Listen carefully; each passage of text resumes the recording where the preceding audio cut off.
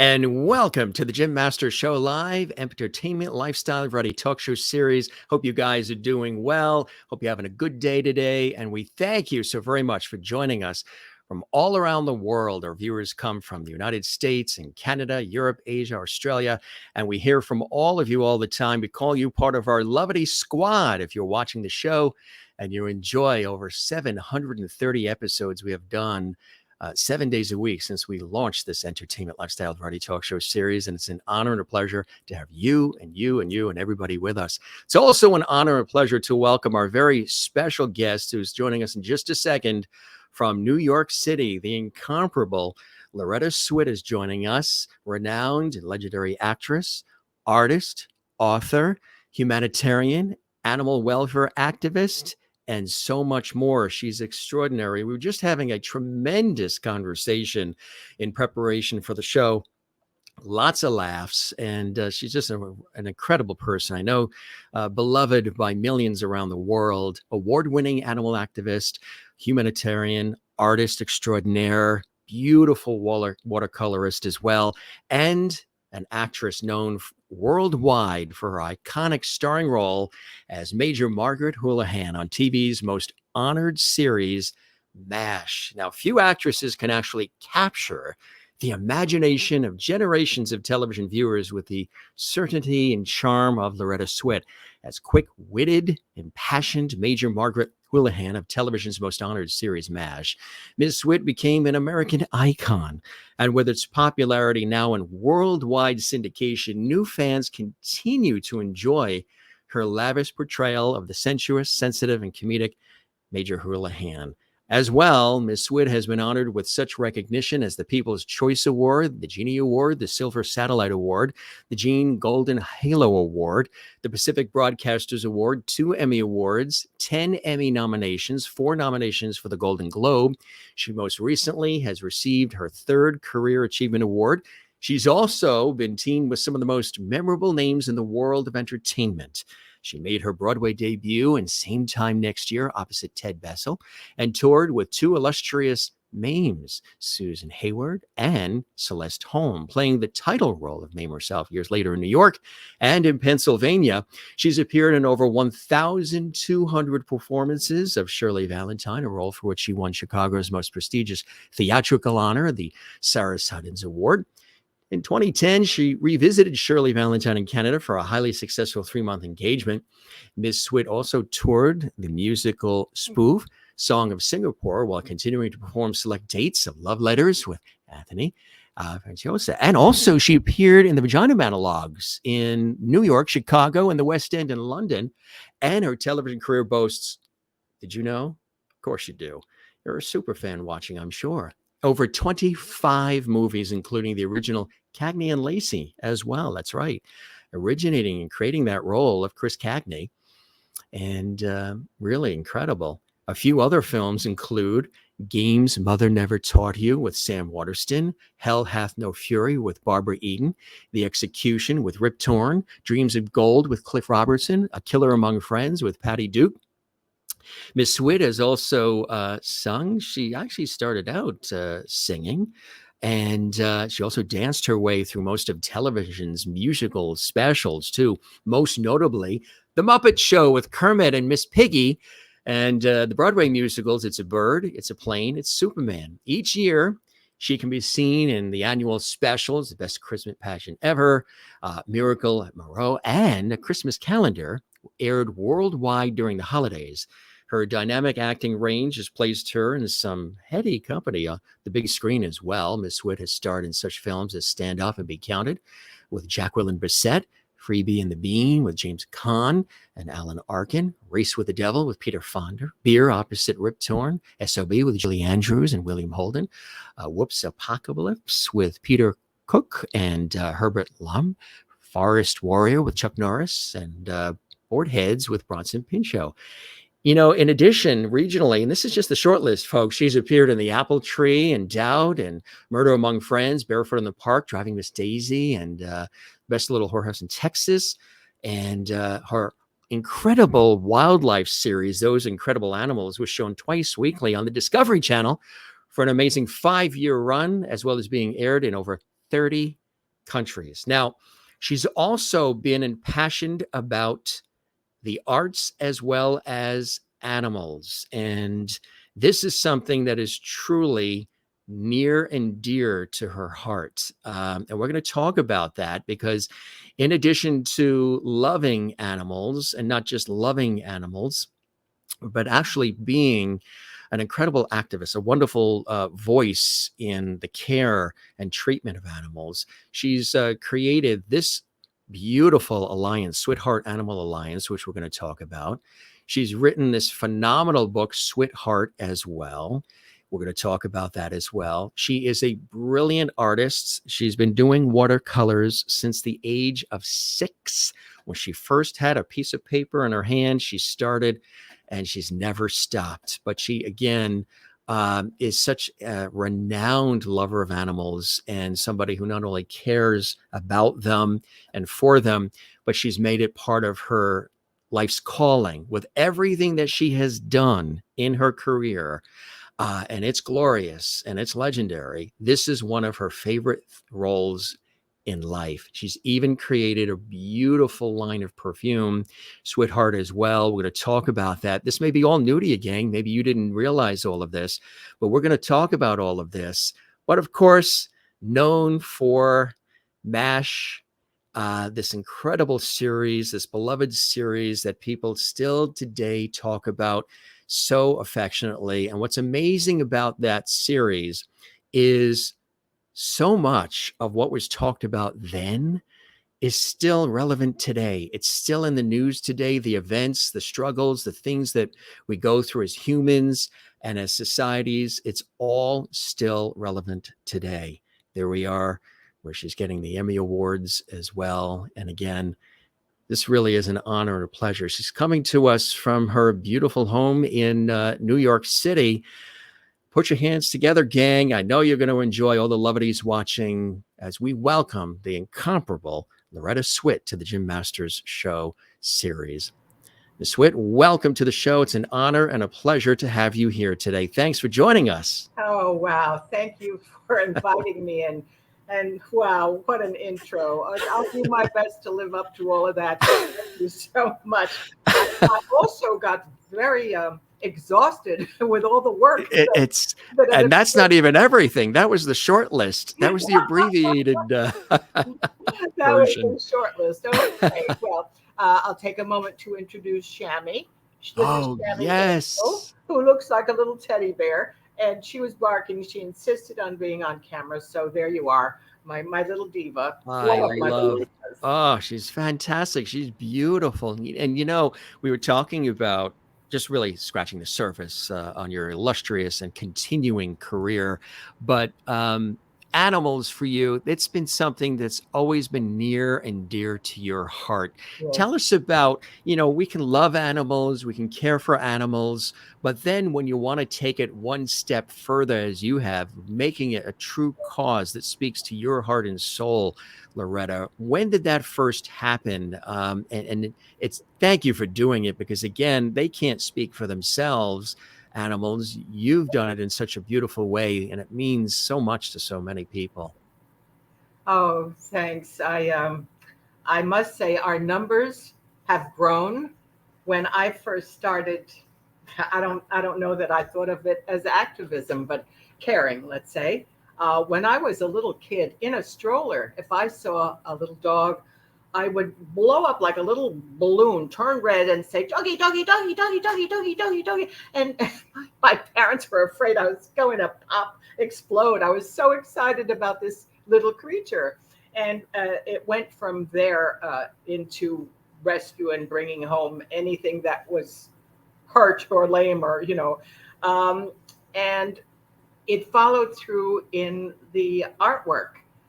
Why I can be so specific about being 6 years old. I won an art prize, believe it or not, at 6 years old. Wow.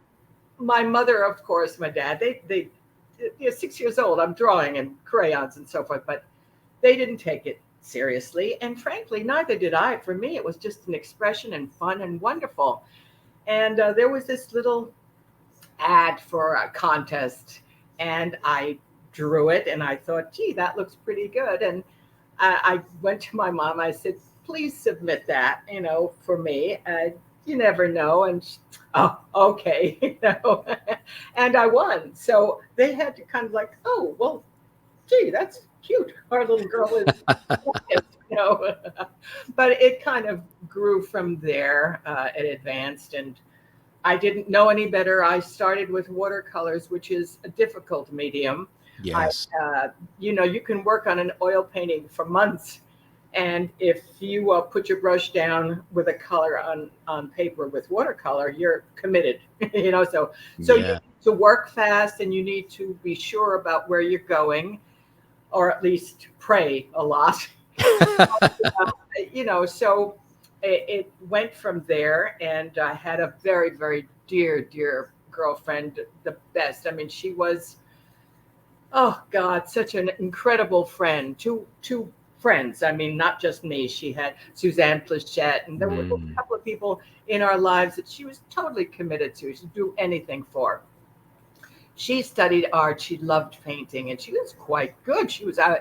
She did acrylic and oil, and there I was with my little drawings, and she felt she saw I had great talent, and the next thing you know, I opened my door one Christmas Eve, and there is a beautiful easel, a work easel with a big red ribbon and a Yeah. note from her saying, "You keep it up, girl." And yes, yes, and it was so validating because she was rather a good artist, and here she was saying, you keep doing that or whatever. Wow. And she would take my sketches and frame them and keep, I mean, she was so supportive, and I respected it and admired her so much.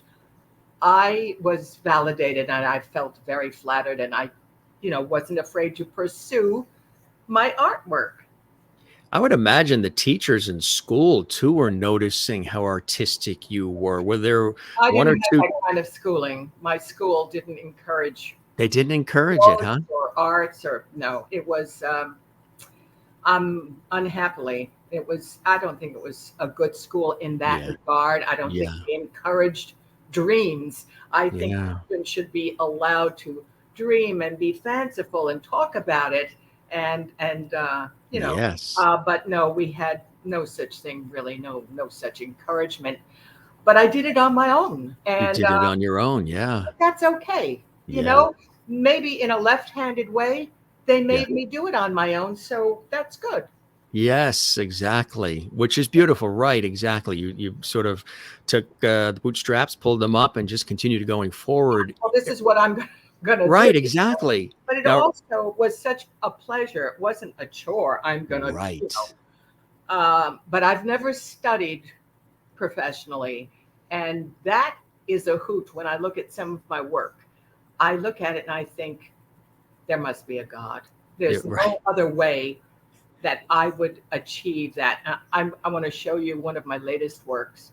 It is a commission, and it did much for the treasury of Sweetheart Animal Alliance. I'll pick it up now. Yes. Give us a big screen. Here This we come. this is Maggie. Let's see if I can get away from that light. Come now. There. There you go. You got it right there. Beautiful. Isn't she a beauty? Just look at her eyes. She's just, I love her to pieces. And so did her humans. How And long did it take you to create that work of art, Loretta? hard to say. You can walk away from watercolor and go back. In fact, you have to. If you keep working on it and you don't have the time, you risk getting muddy, and Yeah.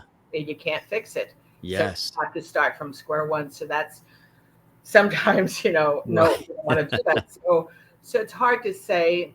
Maybe a week or two Yeah. to keep going back and fixing and looking. You with watercolor, I've always said this. You have to step back and know when you need to walk away. I walked Yes. away from Maggie. I looked at her and I said, "Thank you. You're done. That's it. I won't put another brush stroke there. Another. I just won't do it." And they were just their happiness. They were so thrilled. That was really all the payment you need as an artist to That's see them. right. They couldn't believe how I captured her spirit and her, so I was thrilled. But they gave a very generous payment donation to Sweethearts. By the way, all my artwork goes into the treasury. I don't. That's That's right. what the whole idea of Sweethearts Animal Alliance. The operative word being alliance. I ally myself with a lot of extraordinary people and extraordinary organizations, like Buy the Wheat, for example, our oldest shelter in Manhattan, or Farm Sanctuary, or MSPCA, where, by the way, little Shammy, the teddy bear, came from. My dogs, all my dogs or cats or whatever, are rescues, which I call the best breed there is.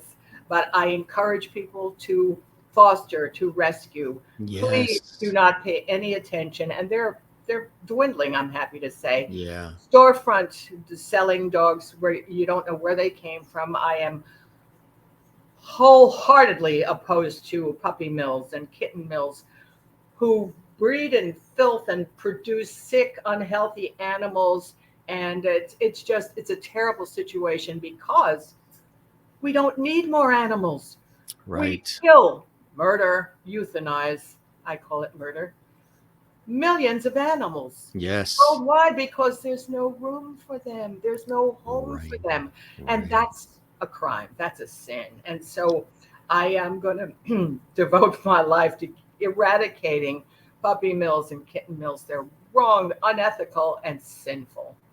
I want to mention too to our audience, and of course we'll talk about MASH and this extraordinary career, but there are some wonderful things in line with what you're talking about as far as being such a wonderful activist and advocate in support of animals. You've been recognized by many for these accomplishments. You received the Global Champion Award at Metropolitan Fashion Week along with Betty White and Ed Asner. And there's also that Compassion and Action Award, two Career Wonderful. Achievement Awards, too, and the Westminster Animal Welfare Leadership Award, the Red Cross Humanitarian Award, Global Wildlife Conservation Award on the 12th of November, presented with the Lifetime Achievement Award from the Polish Film Festival as well. I mean, your walls, you don't need wallpaper. I need my walls for the painting. Yes. Actually, most of those awards are on my mantelpiece, so they're kind of strewn across the mantelpiece. And then there are some shelves elsewhere and a little office space as well. But those, I treasure all of them. Um, but the greatest reward is achieving some sort of uh, notoriety for it so that your platform becomes powerful and you talk to people and encourage them to do the right thing and tell them, for example, I don't wear fur. I always say, I don't eat them, I don't wear them.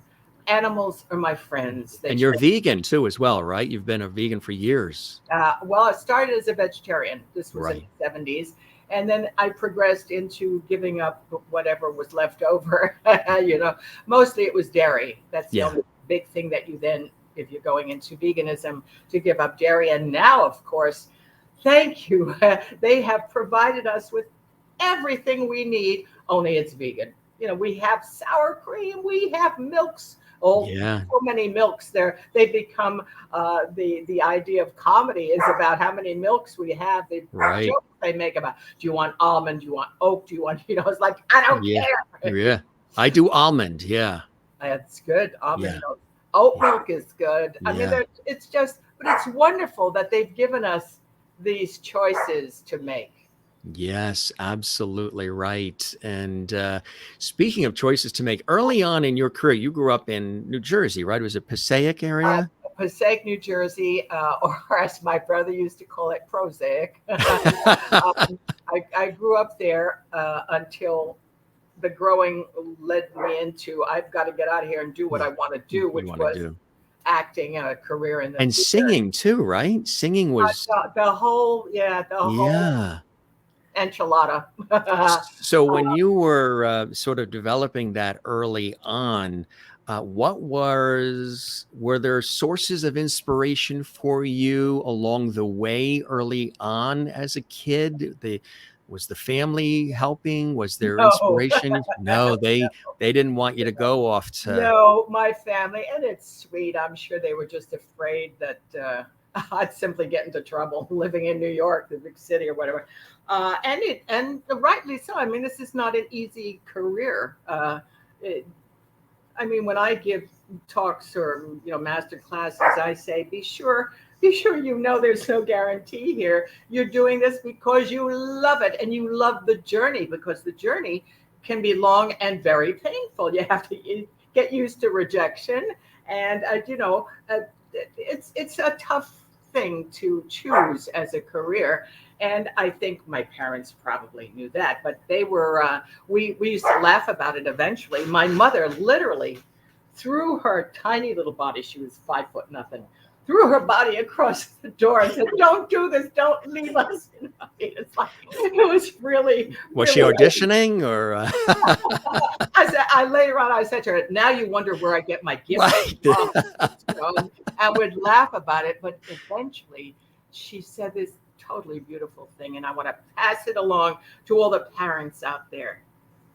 I took my mother somewhere. I think it was Florida. Anyway, I was doing a play, and I said, "Come with me," And so I used to ride horses and jump horses every day. It was like one of my passions. Yeah. And late in life, which is interesting. So anyway, I took her to an arena where I was going to just work out for a little bit before the show. And she was sitting in the gallery, and my assistant came over and sat with her, and she was watching me jump, and and she had not seen that from me before. And my assistant said, "Are you surprised to see your daughter do things like this?" And she said, "My daughter can do anything." And I still am very touched by that, and I want to impress upon parents to have that in their hearts for their kids, and not be afraid to say it. It's not egocentric. Your kids can do anything. Let them have their dreams and let them follow their dreams. I was privileged to give the address to the graduating class at the American Academy of Dramatic Arts. And I, of course, the first part of my speech was congratulating those lovely students I was looking at. And yeah, you're here, you've done it. And now you're going to have to go to work, Now you're going to work. Yeah. But before I'm through, what I want to do is address that congregation behind you, the mothers and fathers and sponsors. And already the students are like, I said, thank you. You have allowed this to happen. You gave them your support and your love, and you are to be congratulated on this graduation. And the students were crazed and screaming because it was exactly right. We need support always. Yes. The children and the teams. We need your love and support. And trust me, I think some of the graduates, let's say, after 5 years of knocking themselves out and getting discouraged and just like they stop caring in a way. They feel maybe it's not as important to my life as I thought it was. And they'll be the first one to go to mom and dad and say, I need to go back to college or start college, whatever. And they give it up on their own. They're not stupid. Give them the credit to go after what they want. And if it doesn't work out, give them the credit to say, let me try something else. Or, you know what I'm saying? And I think basically it boils down to giving them the credit for their dreams and their smarts. Right, exactly, because everybody has dreams, right? And help them come to their own conclusion. Right. For you, early on with your own dreams, Loretta, what would you consider maybe one or two pivotal moments, things that happened in your life early on that sort of opened up the doors, people started realizing your talent, wanting to bring you in and work with you and hire you for various projects. What were some of those early, very important moments that really made a big difference and sort of launched things for you along the way, Loretta? I was blessed with a lot of encouragements from teachers. Every school I went to wound up a scholarship. They whatever they recognized, they wanted to keep me there and put me on a scholarship. It was whether the academy or Actors Mobile Theater or wherever. And finally, what I decided what I wanted to do. So I loved the American Academy. I wanted to study with one person, a director. And I learned a lot about Gene Frankel, who had a repertory company, theater, in the village where you could rehearse and work and grow and go to class and do everything there.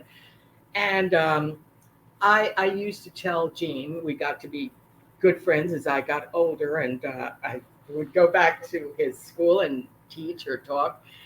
Oh, I used to say, he taught me everything I know. What he did was give you yourself. He Yeah. taught you how to use yourself, who you are. We're all so unique, so different. And one day we ran into each other on the way into class, and he said, I'm about to have a bite to eat. Why don't you have a cup of tea or something with me?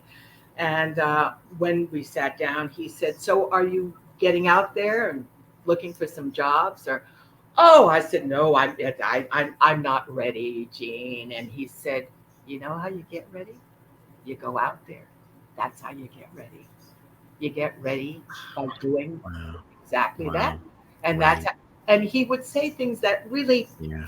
rang a bell. You know, Yeah.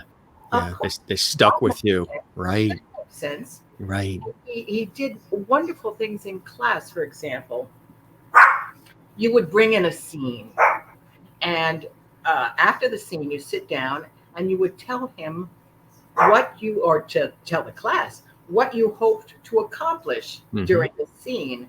You worked on this to show this, you worked on that task to show this, and so forth. And that's it.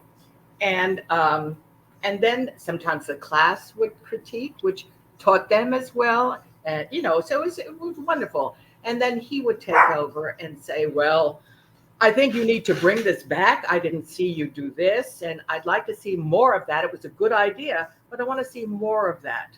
He was supportive. He didn't tear you down, but he taught. Right. So I loved his method. I loved the interaction. He was and he loved students, and he loved what he was doing, and that's crucial. He wasn't there to make fun of you or degrade you in any way. He was just very supportive, very lovely. I adored him. And so again, as the years went by, he would come to see me in shows, or he came to see me do Shirley Valentine, for Mm. example, which is such a great part for an actress. Difficult to believe that a man actually wrote that. Willie Russell Yeah. into the psyche of this woman. It was just a wonderful experience. And to be alone on stage with your partner, the audience, it was just breathtaking experience. And I did it, as you mentioned, many, many times. And all over, I toured America, I toured Canada, I went as far as Guam. Say, surely will travel. I was going to say, once you hit Guam, you know you're on your way. It was amazing, and I loved it. I just loved her. I loved what she said, and so a lot of the fan mail for Shirley reflected that people, women, saw themselves in that character, and that's really what you're trying to achieve. You're trying to share that character's experience, hope to Yes. inspire by that character, or so. But it's a love affair. The actor and Absolutely. the audience are having a romance. And if you both leave the theater having had a love affair, we have achieved something. That's how I feel about live theater. I think it's also been reflective of who you are and what you've brought to the table with every role you've taken on in stage, film, television. You give it 110%, and the believability is there, and you really connect with the audience or the viewer, and they can't get enough of these performances and of these characters that you've had the glorious opportunity, which I know you are so grateful for, these opportunities to play these roles. They feel so connected to the character, thus Loretta as well, which is a beautiful thing. One of them I mentioned was involvement with MAME, and there is Yeah, Delph Lawrence and Susan cute. Hayward too. This goes back to 1969. Oh, That was quite a fantastic thing to be a part of, huh? Susan was delicious. She was a great dame. She was tough, resilient, talented, gifted, funny, dear. I adored her. And she was very petite. And I'm 5'6", and she would look up at me and call me her little gooch. Yeah, little gooch. And I kept her mail. She would write to me after the show was over, and I was with her shortly before she died. And she was such a tough little bird.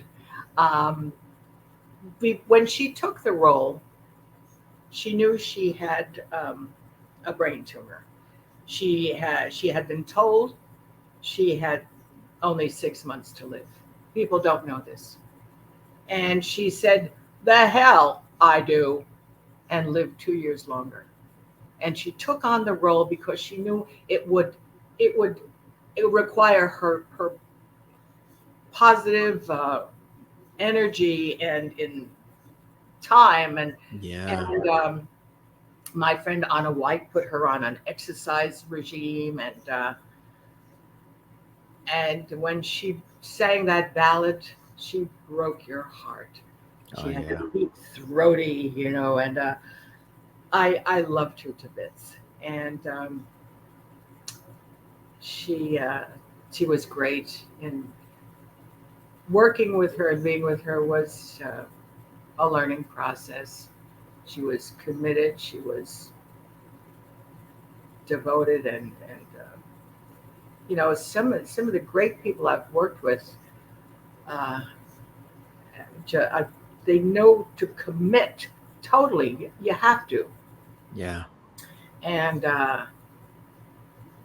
they just have such fine standards, and you can't help but be inspired by them. It's something that you did for 11 years and still wave this fabulous banner. One of the beautiful things, you and I were chatting before we went live on the air with this episode of our show.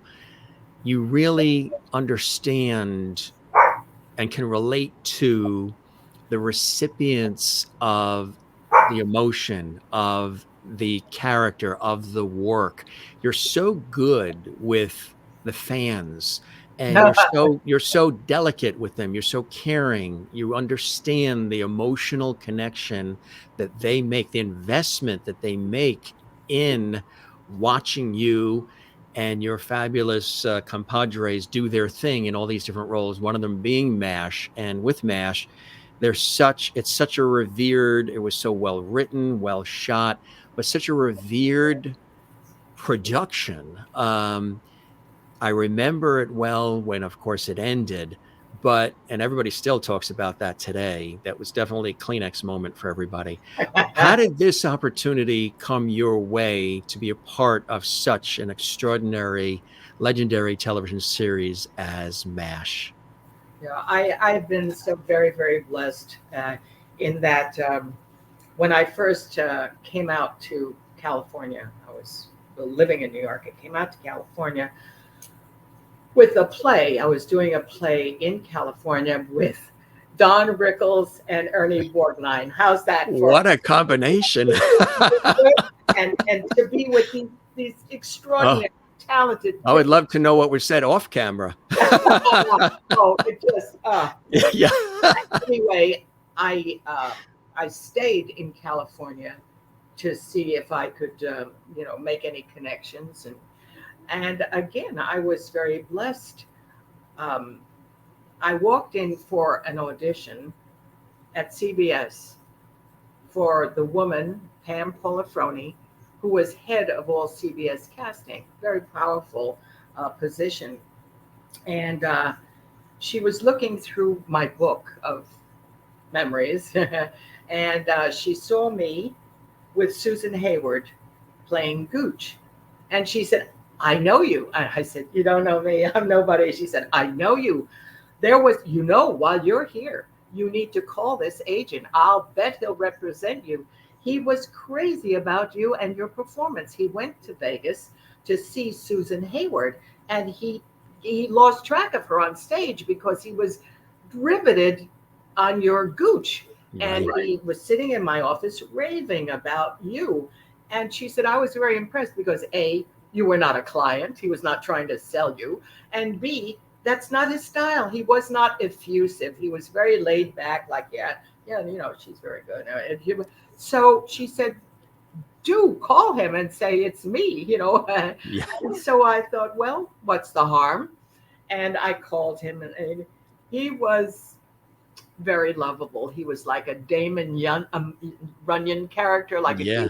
and goes, hey kid, yeah, listen, you're terrific. And I want to represent you, but I'll tell you what, I don't own this office. Me and 3 other guys, and they don't know you. I will take you on, but you're not gonna have a big spread. Like I cover CBS and I cover Paramount, but I don't cover like Universal or MGM anyway. But I will work with you. And he said, and we laughed for years, maybe we'll get lucky. So he took me on and sent me to read for a Gunsmoke, which at that point in time was a major to be on Gunsmoke. Yeah. And rightly so, it was great production, great acting. And I read for this wonderful director. He's dead now. He was Philip. He was a British director. He was lovely. I read for him, and when I got home, the phone was ringing, and it was Damon Runyon. He was saying, well, kid, you got lucky. They want you. And it was technically my first job on television. And it was a lead role, a very important role. And before I was still shooting, Damon Runyon called and said, I have a meet with a director over at Paramount for you to star in a Mannix, which also at that time, Mike Connor's big star and so forth. Oh, yeah. So I went there and I read for Michael O'Hurley. See, I do have a good memory, but you're talking about 30, 40 years ago or whatever. But these are such important moments in my life. Michael became the director in and out of my life. We just loved working together. So Michael had me read, and he said, Swit. Is it Swift? Or, no, it's what kind of a name is that anyway? And he was this charming little Irish brogue that he'd like to slip into, and I said, it's Polish. And I left thinking, well, he hated me. I'm not going to forget that. And of course, I got the job, and it was a wonderful job, and Michael was wonderful. And I told him when we got friendlier on the set, I said, I didn't think you liked me because you were teasing me about my name. Yeah. He said, that's a sure way to know I like you. Yes. I wouldn't tease anybody I didn't like. He'd Right. be cruel. So, but Sign of an endearment. Yeah. He was lovely. And then Gene Reynolds told us all we could invite or at least suggest certain directors that we liked to work with. And I asked for Michael O'Hurley, and he did a splendid job, and everybody loved him. But he was, as he put it, he was waiting for that acorn to grow a big tree, because he really was more than ready for a big feature film, But anyway, so I would think those moments were amazing. They were both CBS moments, and down the line, I worked for CBS quite a bit. Hawaii Five-O was my third, like, wow. And it was a two-parter, wow. And I was in Hawaii when There they you were, are, there I in the am, arms of Jack Lord. dear Jack Lord. God, I loved him. He was such an extraordinary man. People don't know this about Jack. For example, he never smoked on camera. He's playing, these hunky guys, and Yeah. he said, "I don't want any kid out there to think it's cool to smoke. That it's manly, or. And he said, I won't do it on camera." And he smoked, you see, as a person. And so I was very impressed with that. I thought that was really nice. As I'm there, for one, I went back a few times to do 5-0. He had a wedding anniversary that had just come up. And he told me this story. And it was about smoking, connected to that thing that he did on camera. He said, I don't smoke anymore. And he said, what happened was we were having our big wedding anniversary. I think it was like biggie, 25, 30 years, something. And his wife, he said to her, anything you want, this is a biggie. You want a trip around the world, you want the Silver Cloud, Rolls Royce, or what, honey, name it, it's yours. That's my promise. She said, I want you to give up smoking, Jack. I don't want to outlive you. What a story, huh? He said his heart just melted. Yeah. He said, I took the pack of cigarettes in my pocket. Yeah. Out of my pocket, crumpled it up. This is in front of her. Threw it in the waste paper basket and never had another puff. Just went cold turkey. Well, Jack was tough. I mean, he was resilient and tough. And so he just stopped smoking for his lady. Yeah. Wow. That's incredible. Yeah. It's very special. It is. And thanks for sharing that. That's a very beautiful story. And it's, something that stands true today, a great message. So is really MASH too. It's amazing the topics that were dealt with all those years, 11 years of MASH on CBS and in syndication and still beloved, that so many of the topics, the storylines are still so relevant today. What was it like when you were cast, the cameras started rolling, and you guys were sort of finding your groove as a phenomenal ensemble that has been assembled to tell these extraordinary stories for all of us? Mm-hmm. Oh, look at that those faces. Yeah. Faces I love so much. I know. Yeah, we're family. What was it like? Well, first of all, you don't meet in front of the cameras and get to know each other in front of the cameras. You meet in the executive's office or whatever, and you're all together. There's Mike Henry. He played Donald Penobscot the second time around. The first time around was Beeson Carroll. Anyway, he was not available, and I suggested my friend Mike Henry, who was wonderful. He could do anything.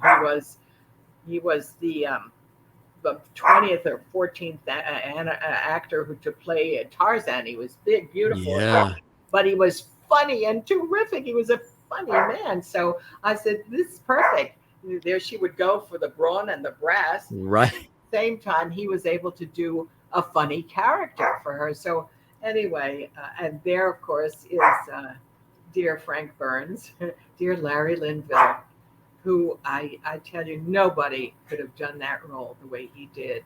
He was amazing to play that. And finally, he was maybe year 7 or 8, he said, Loretta, I can't go to dailies anymore. I can't watch myself do that character. He said, I'm having what I call character rejection. He was delightful. And Jamie Farr, boy, I tell you.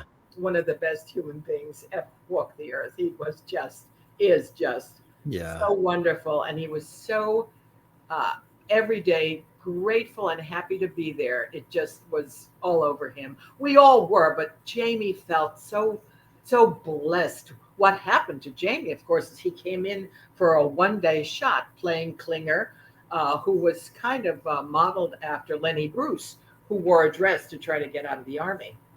And our producers, Gene and Larry Gelbart, thought it would be a good idea to maybe do a character like that. So they wrote this part for Jamie in a skirt and a jacket, a whack outfit, holding a rifle and high heels, a whole standing guard. I mean, it was hilarious. But the director, they didn't tell the director what they were looking for. So Jamie played it like a homosexual, which is not what they wanted. They wanted this bearded, hairy guy with these legs that don't belong in high heels to play it straight. And that's what's funny. He's just trying to get out of the army. And so they saw the dailies, they called him back, and they called the director back and said, let's reshoot it with a different mindset, And they did. It was hilarious. Yeah. Jamie was so wonderful, and they adored him. He came in the second season, right? That's right. Yeah.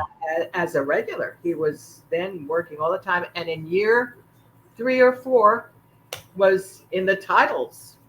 And you guys, I think I heard you once say that you did have, you could have some input into some of the storyline and character development in a way, right? They did allow you to, I mean, obviously you're not writing the whole episode, but to have an input in some of the things, right? As things are going along. Grudgingly. Grudgingly. It took me a while because if you are mashed, you see that there's a growth there.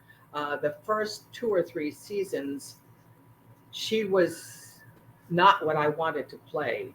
She was because you're coming off the movie with Sally Kellerman, right? And she was attached to a doctor who was married, yes, B, inefficient. They were making fun of his skills, and she admired nothing more than a doctor with skills. I mean, she may have been fighting with Hawkeye or Trapper or whatever, but she would praise their work and she would love to assist. But so there were such contradictions, and then the improvement started where I, at the end of an episode, say, "Oh, Frank, leave me alone," whatever. Right. But the next episode, it was like nothing ever happened. I said to Gene and Larry, I have trouble working that way. Please help me here. I want to continue on after her discovery, after her acceptance that he's a twerp or whatever. Or there's actually just no future for her. Why is she wasting her time? And so little by little, they, Gene at first said, it's episodic. And I said, well, not for me. I can't do that. I can't, and she's not real. She's cardboard. If you make her do that, she's not real. And she's very real for me. And I would go on tour to work in the trenches. And to a man, every single fan would say, what are you doing with that guy? And so I would report back. I would say, it's your audience. They're begging you to help me.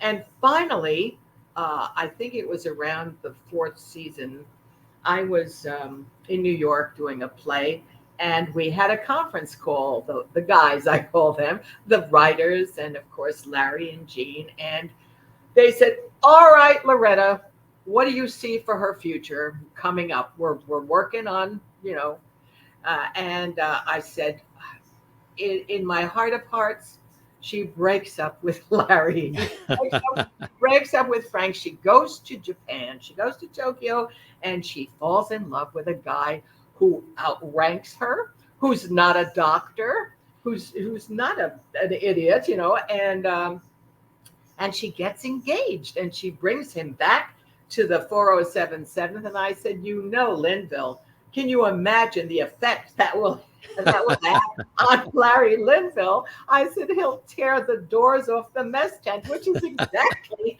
what he did, you know. So they said, we love it. That's good. We'll do that. And then what? Gene Reynolds said, and then what? Then where do we go? And I said, she'll get married. Look at the wonderful marriage group I have there. Harry can give me away, and you know, my best man can be Hawkeye or what. And he said, marriage is so permanent. And I said, Gene, excuse me. Yeah. You're divorced. I mean, Right. how permanent is marriage? She finds out that he was disloyal, and she leaves him, and she's become more of her own person. I'm not going to take that abuse. You're not going to do that to me. I have a career. I'm a major. I'm important. I'm a head nurse. I'm somebody, and you're not going to. And so it leads up to her in her tent, picking up a glass of scotch and saying, here's to me.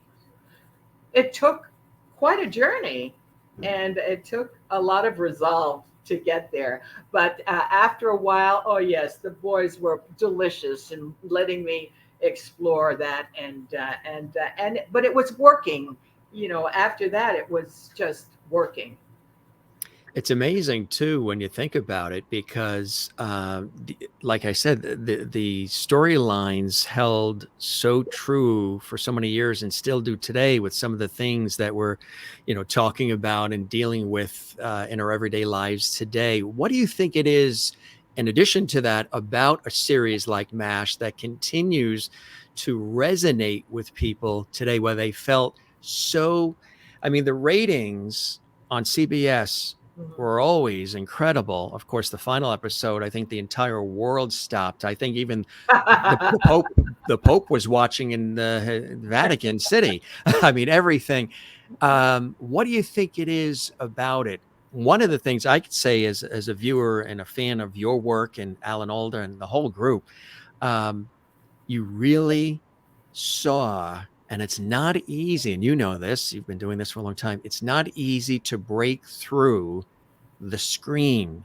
And you guys had this incredible, loving, meaningful, deep way to be able to break through the screen, through the glass of the television set, and reach into the hearts and minds and souls of the viewers, where they really felt that you were real people, that you were one family, that you were working together through the ups, the downs, the tragedy, the horror, the funny moments, that it was real. And that is not always something that can be achieved. Sometimes people try to force that, but there's something about that ensemble and the writing and the sets and just all of it that really transcended beyond the glass screen. You guys were able to break through and truly connect with the audience, which is one of the reasons why the series and all of you are still beloved today, from my humble opinion. Well, you know, you kind of half answered all of those things. I don't think we ever put up a screen to break through. I think we were always there. I think that our audience and we, the ensemble, were always family. I think that you didn't see the acting because there wasn't a whole lot of acting as Right. we know it there. I think that those incredibly talented, gifted people that I worked with occupied those characters. We, at a rehearsal, let's say Mondays were rehearsal, you would hear language like, wait a minute, I don't think Klinger would say that. I think that sounds a little bit more like Radar. What do you think, guys? And the writers would say, yeah, I think he's right. I think, yeah. And Radar would say, I was thinking that. Thank you, Jamie, or whatever. This is unheard of. This is a little miracle happening. But that was the behavior. We took that for granted. We said, wait a minute. I got more to say here. Don't you think? Come on. How about, you know what? What if there was always that communion, because I mean, I had one director came in, he said, now, I'm not going to tell you guys what to do. I mean, I'm not here to direct. I'll tell you. I mean, it's, because you couldn't. I mean, we were those people. Those people were real. They came out of the book. He wrote about real people. I don't know how close we came to that reality for him, but those we played real people. They were not cardboard cutouts. And the situation fed us. Here we were, not happy to be there, but doing a job that approached nobility. We were saving lives. We were standing in blood, operating on kids that were not old enough to shave. It was a horrendous, horrific. So we made sure that the humor came out of the fact that we'd go nuts if we didn't do crazy things. We had to be crazy to stay sane. And that worked. It worked within that concept, and it worked like a charm. And you will see the difference between when McLean left and Harry came in. We all turned around to make that adjustment. You didn't just keep going, again, episodically. You keep going the way your characters were going. No, because they were real. They adjusted, made friends to these new people or what have you.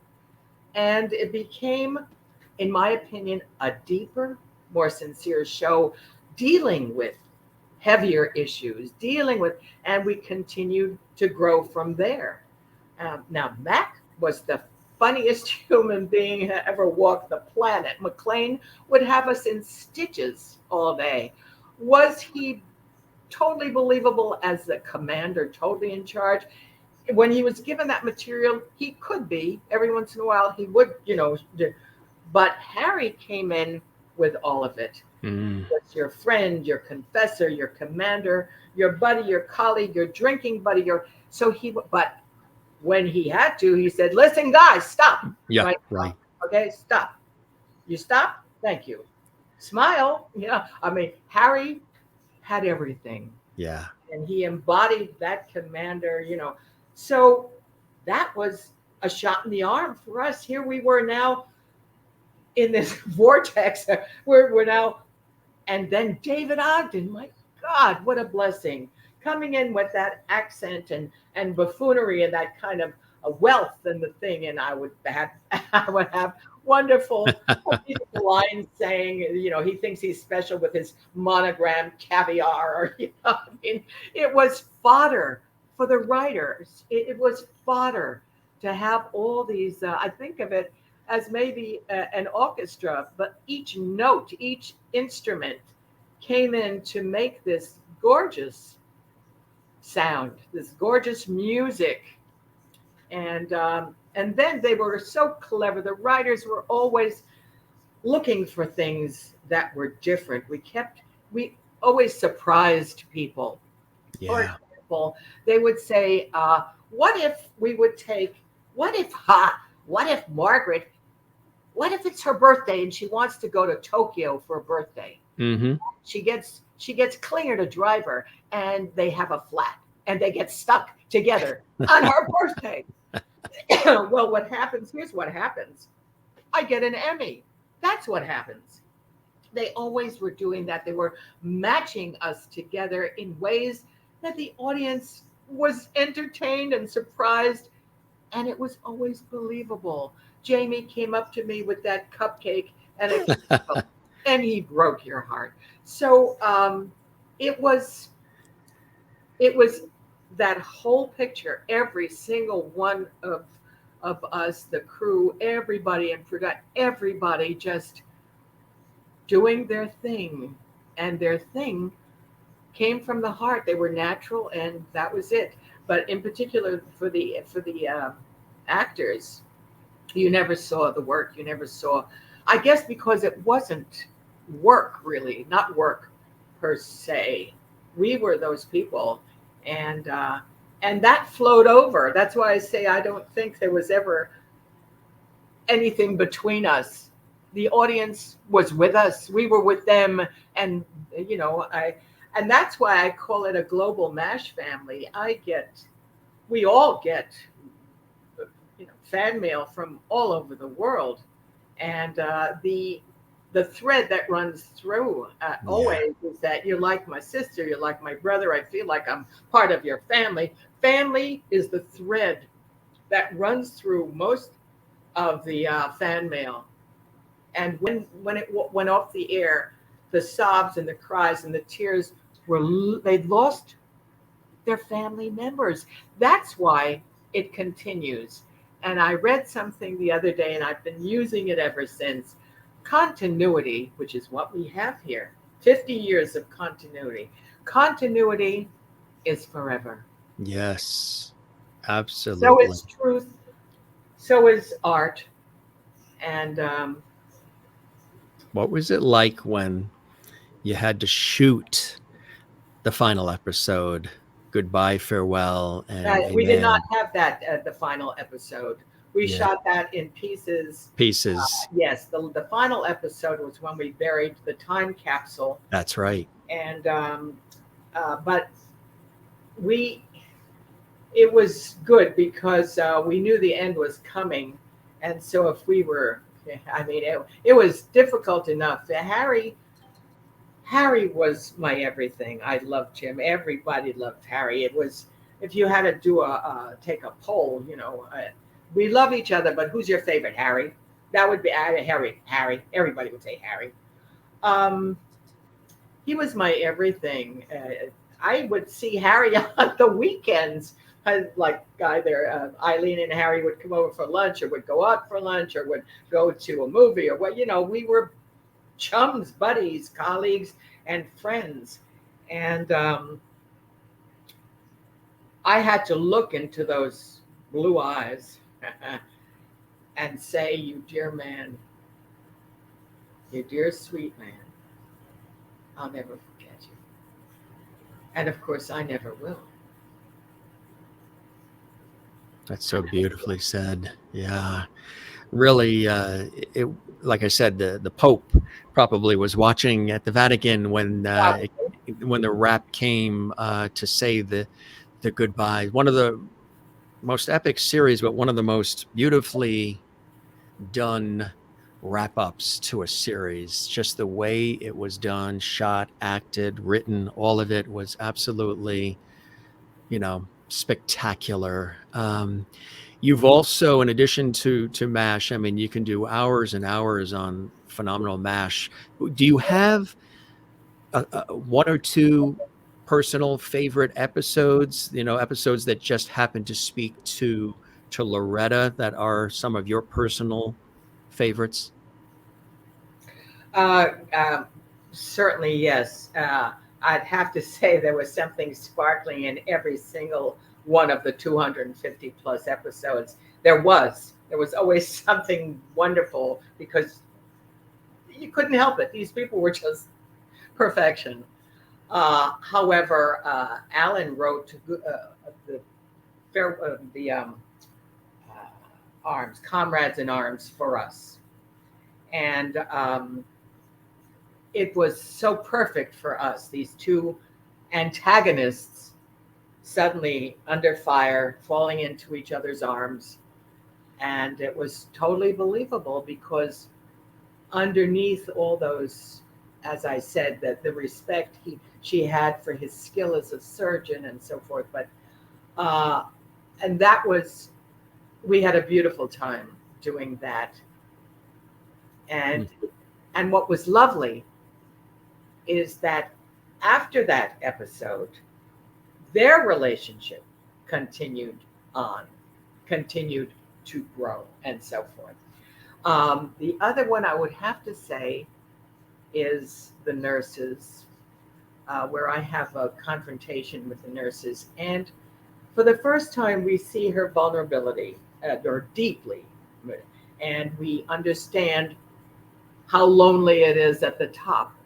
In fact, I've had CEOs write to me about that in fan mail saying, now the people can understand what I go through or whatever, because you are up there alone making decisions that maybe don't please everybody, or maybe maybe they don't want to do, and you have to get tough or whatever. Anyway, it's a place of great responsibility, and she loved her nurses, and she felt responsible for the nurses and for the job they were doing, Yeah. and herself as in charge and so forth. So we have this episode where I look at them and I say, did you ever invite me in here for a lousy cup of coffee?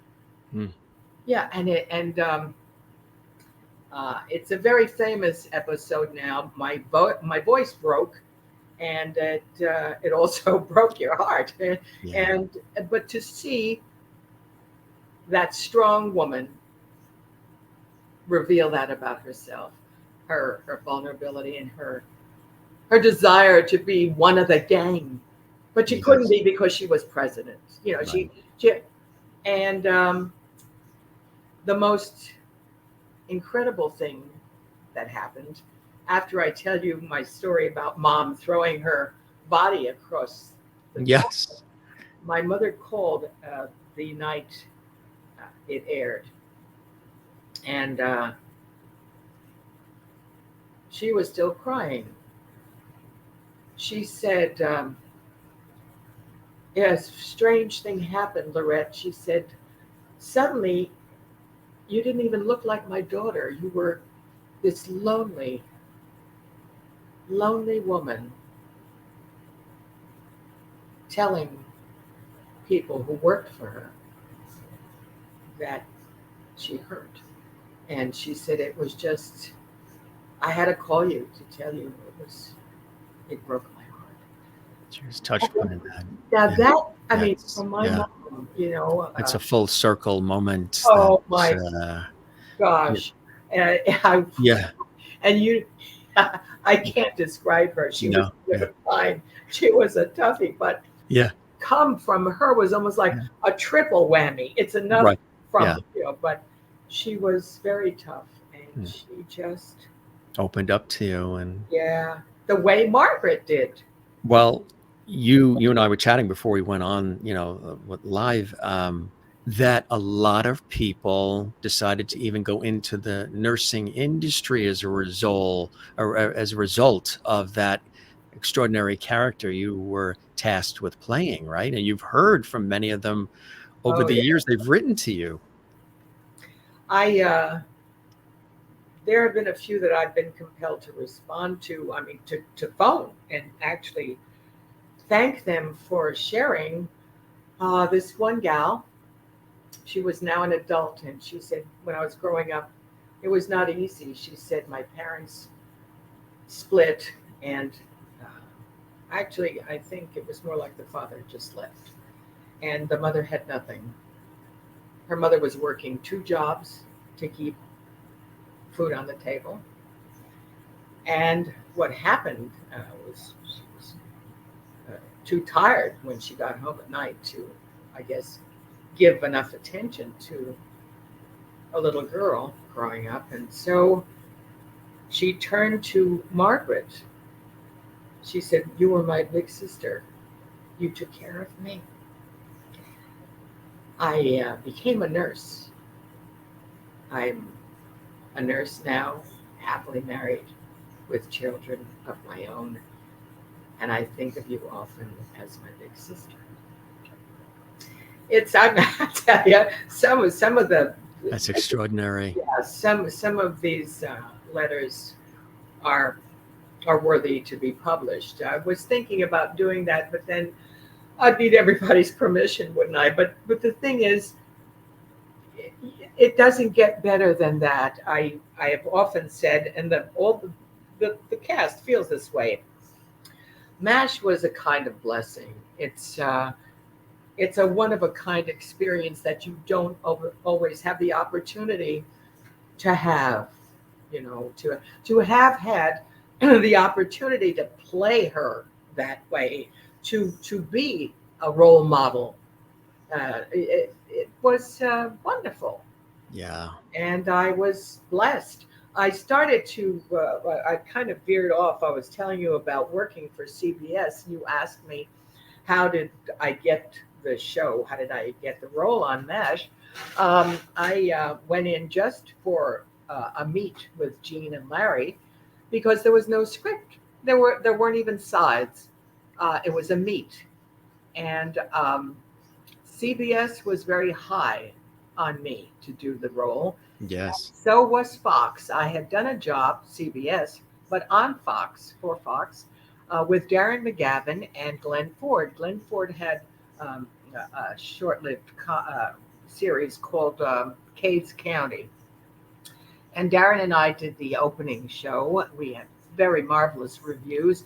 So I was not a stranger to 20th Century Fox or CBS. And these elements came in. And very fortuitously or ironically, whatever, my agent had an offer for a movie with Olivia de Havilland, who one of my inspirations, for me. And there was a conflict in the dates the pilot would shoot and the movie. And so a courtesy call is required if they have seen you first, which that boys did. And so my agent called and said, we've had this offer, and I just wanted to tell you that we probably will want to take this. This is just to give you dibs. And Gene Reynolds took the call, and he said, we were just going to call you. We have decided to go with Loretta. That was a quote he told me. He said, incredible. We decided to go with Loretta. That's incredible. You also, I think it was involved in the early days of Cagney and Lacey too. There was well, it wasn't a pilot. It was just such a good movie. Right. Got a high rating. And although I think the original producers had that in mind, they had been trying to get it on the air. Yes. 7 years. And they approached me, and CBS said they would, if they could get me, they would promise it would go on the air.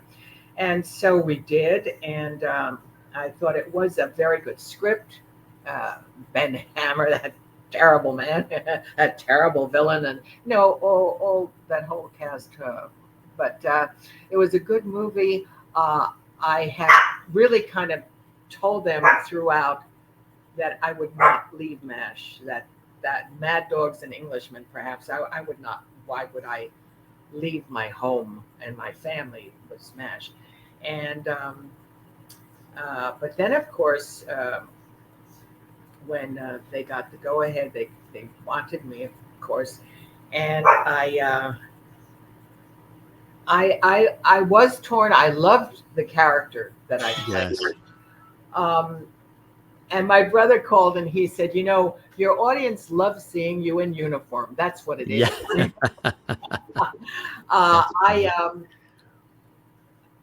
I tossed it around, and CBS and Fox said, we would prefer you stay. If you don't mind, we would prefer that you stay. So, and I did. I was contracted, and so they wouldn't want me to leave, and it was the same network. So they said, we want you here where you belong.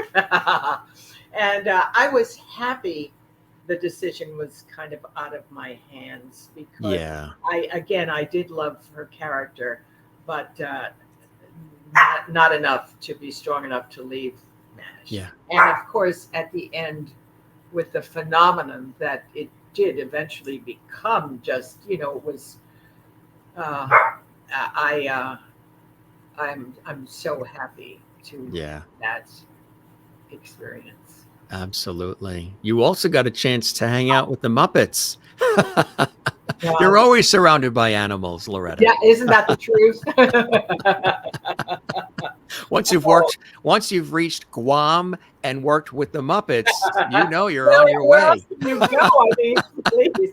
Oh God, what I'm telling you, those people. Oh my. Yeah, very talented, huh? Oh, Jim Henson. Oh, and Frank Oz. That's as good as it gets. I mean, you just are. It's going to a master class. Yes, it is. You're having fun working or not working. Yes. Oh my. And speaking of other things here, the execution, Oh and here yes, you are with this wonderful array of my girls, fellow Playgirls. talent. Yes, I mean, what was it like being a part Our of that numbers, movie? our numbers have dwindled, Yes, as you see. yes, Sandy and I had kind of an interesting history. yes. I replaced her temporarily on Broadway in Same Time Next year. No, That's no, right. any Wednesday. Any Wednesday, yeah. Yes, just as an understudy for as long as she was there, and she was leaving like in weeks. So I never used it as a credit, but we did encounter each other and talked about it. Then she replaced me in Same Time Next year. And so when we did this film, we looked at each other, hugged, and said, finally, on the same page in the same movie. Finally, you know, Yes, I loved her. Talk about an activist. She had yes, 68 cats or something. So yes. big property, and she just rescued. Loved her in The Out of Towners with Jack Lemmon. Oh, She, she was so Sandy good. was Yeah. very, very special. That movie was something too to be a part of, huh? Yeah, yes. And Rip Torn is, he was just a delight. He just, I loved working with Rip. It was our second time together, and I was so flattered. They were doing with some professional magazine. I don't remember. They called me to interview me about Rip. I said, "Well, I mean, we've worked together twice. I don't. I mean, do you what?" They said, "No, no. Rip asked for you to He asked for you. give it Yeah. to me." I said, "Oh God, that man! You know, that, he You, was just very special." there's another, a killer among friends Yes. too. Woof. Yeah. Mm, woof. Yeah. Yeah. Of course, Anna Banana. She didn't like Patty. She liked Anna. Yes. She wanted to. In fact, her book is called "Call Me Anna." And she, That's right. We had the co-author come on the show as a guest who that was really fantastic. Yeah. she was a very incredible lady and a wonderful actress. Oh my God. Yes. Yeah. You know, we have Patty Duke. yeah, Yeah. limited time. You're shooting, and the director. I was sitting. I was babysitting. She had her puppy with her, so I always had the puppy, and so we were watching her rehearse. And this is a true story. I'm watching it. The director said, "So when you get the news, what do you think you will do?" Well, she said, "I'm going to fall in half. I'm going to stumble over here, maybe catch my here, and then I'm going to." She, in her mind and heart, knew what her reaction was going to be. Now, this is an extraordinary thing for an actress to be able to do, and he so because he's watching in his mind's eye with the camera and so forth, and he said and action. And that's what she did with all the, you know, the screaming, the tears, and the thing and the stuff. She's just been told her daughter has been murdered. I mean, and it wasn't staged. She just put that in her technique, in her heart, and she knew what her body was going to do, and she knew. Yeah. I mean, it gives me chills. I mean, but Incredible. yeah, yeah, I liked her a Speaking of lot. heart, Mentions She actually mentions me in the book because in the book as well. That's yeah, right. we worked alike and had the same feeling about all Yeah. this, and you know, That was but incredible. The I Hostage Heart was another one too you were in. yeah, Yeah. a long time ago. Wow, Yeah. you're Yeah. really digging them up. I was going to say so many incredible. Hell Hath No Fury. Yeah, that I really love doing because keeping in mind that I like to present a role model. Uh, and I don't want to like say I want to preach every time I do a role, but it's I feel better doing that for my young audience. I want them to see the good. Yeah. And when I read the script, and she was a killer, there was no development. She shoots somebody in the opening, and we see this. We see that she's not playing with a full deck. So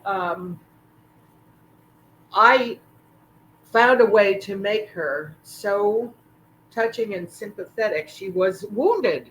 I mean, this was not a hateful person. She was doing hateful things, but she was ill. She needed help, you know.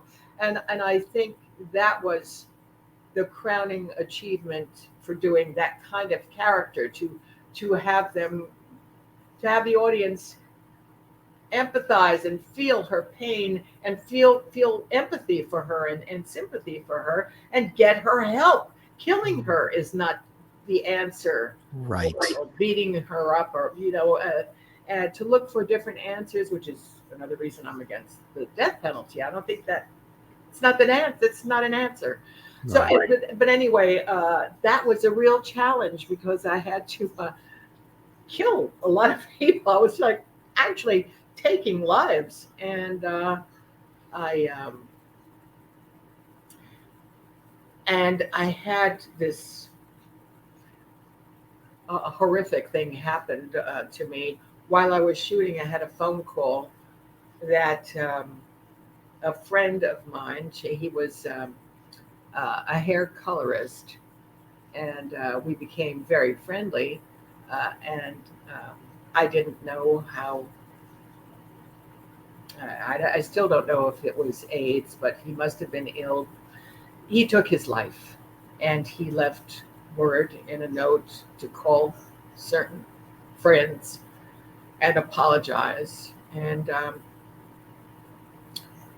he had a gun, and he ate his gun. That's how he died. He killed himself. And they called me. Uh, I was in my trailer waiting to shoot, to shoot. We're waiting to go back on stage to continue. And I was able to look at that prop gun after that message.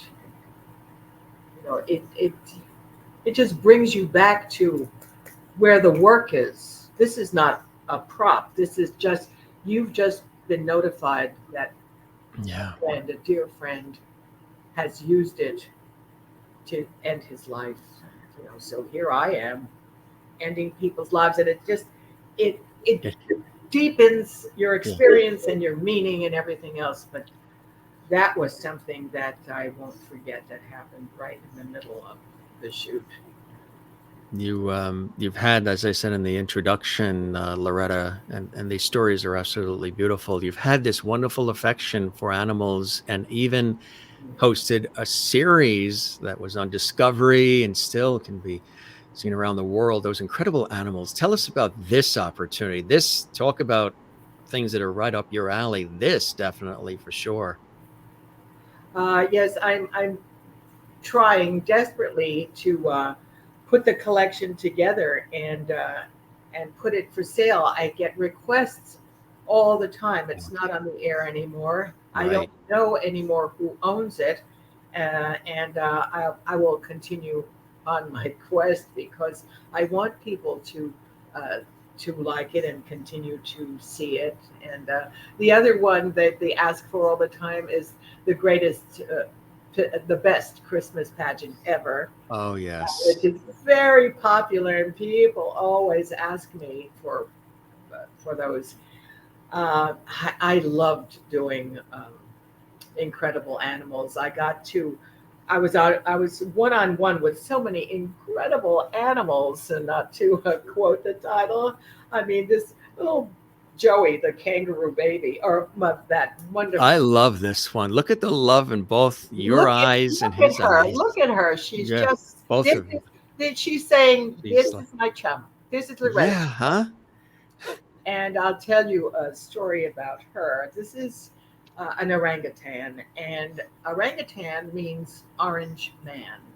See how orange she is? Yes. Anyway, just trivia. Right. It's A cool. sidebar in case it's Great. interesting. But In case somebody's playing Trivial Pursuit or something. yeah, orange man. She these animals are I guess are arbarian. Oh, I don't know what the word would be. Arbitrary, Mm. arboreal. I think the word. Yes. Yes. Their strength is from the waist up. Their arms, their chest, and their strength, because they swing their bodies. So the little part left over their body is very light, but their strength is humongous. And and they're basically wild animals. You don't change that even if they're trained. They're basically wild animals. Now, primates are unpredictable. My friend that I talked about, Mike Henry, who played Donald Penobscot the second time around. Mike was Tarzan. Three films of Tarzan. He made friends with Cheetah, the chimp, and chimps of all the primates, I think, are the most unpredictable. There's wonderful Mike. And he was walking around with Cheetah on his shoulder. And apropos of nothing whatsoever, Cheetah just attacked him and bit him.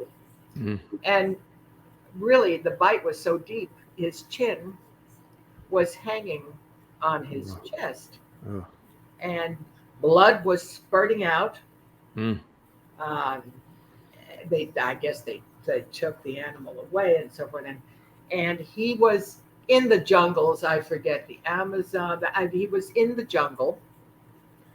A crew who did not speak English. And Mike had a gift. He made everything funny. Yeah. He's holding up his chin. Blood is spurting out. And he's saying, Tarzan hurt. Tarzan need a doctor. It's like I was on the floor laughing at the same time, saying, "Oh my God!" But he was priceless. He just saw the humor in most things, and they showed me the stitch. You could see where you couldn't see the stitches, but they were inside. You could see the healing, and he said he could always predict the weather and stuff. Yeah.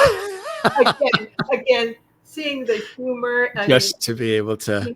He was a gem. Oh gosh. You've been surrounded by so many extraordinary people in your life. Well, the upshot of this is I'm on camera with my lovely orangutan friend, and I have zero fear of this. She loves me. I love her, and we're on camera before this picture. And you both have great hair days going on too.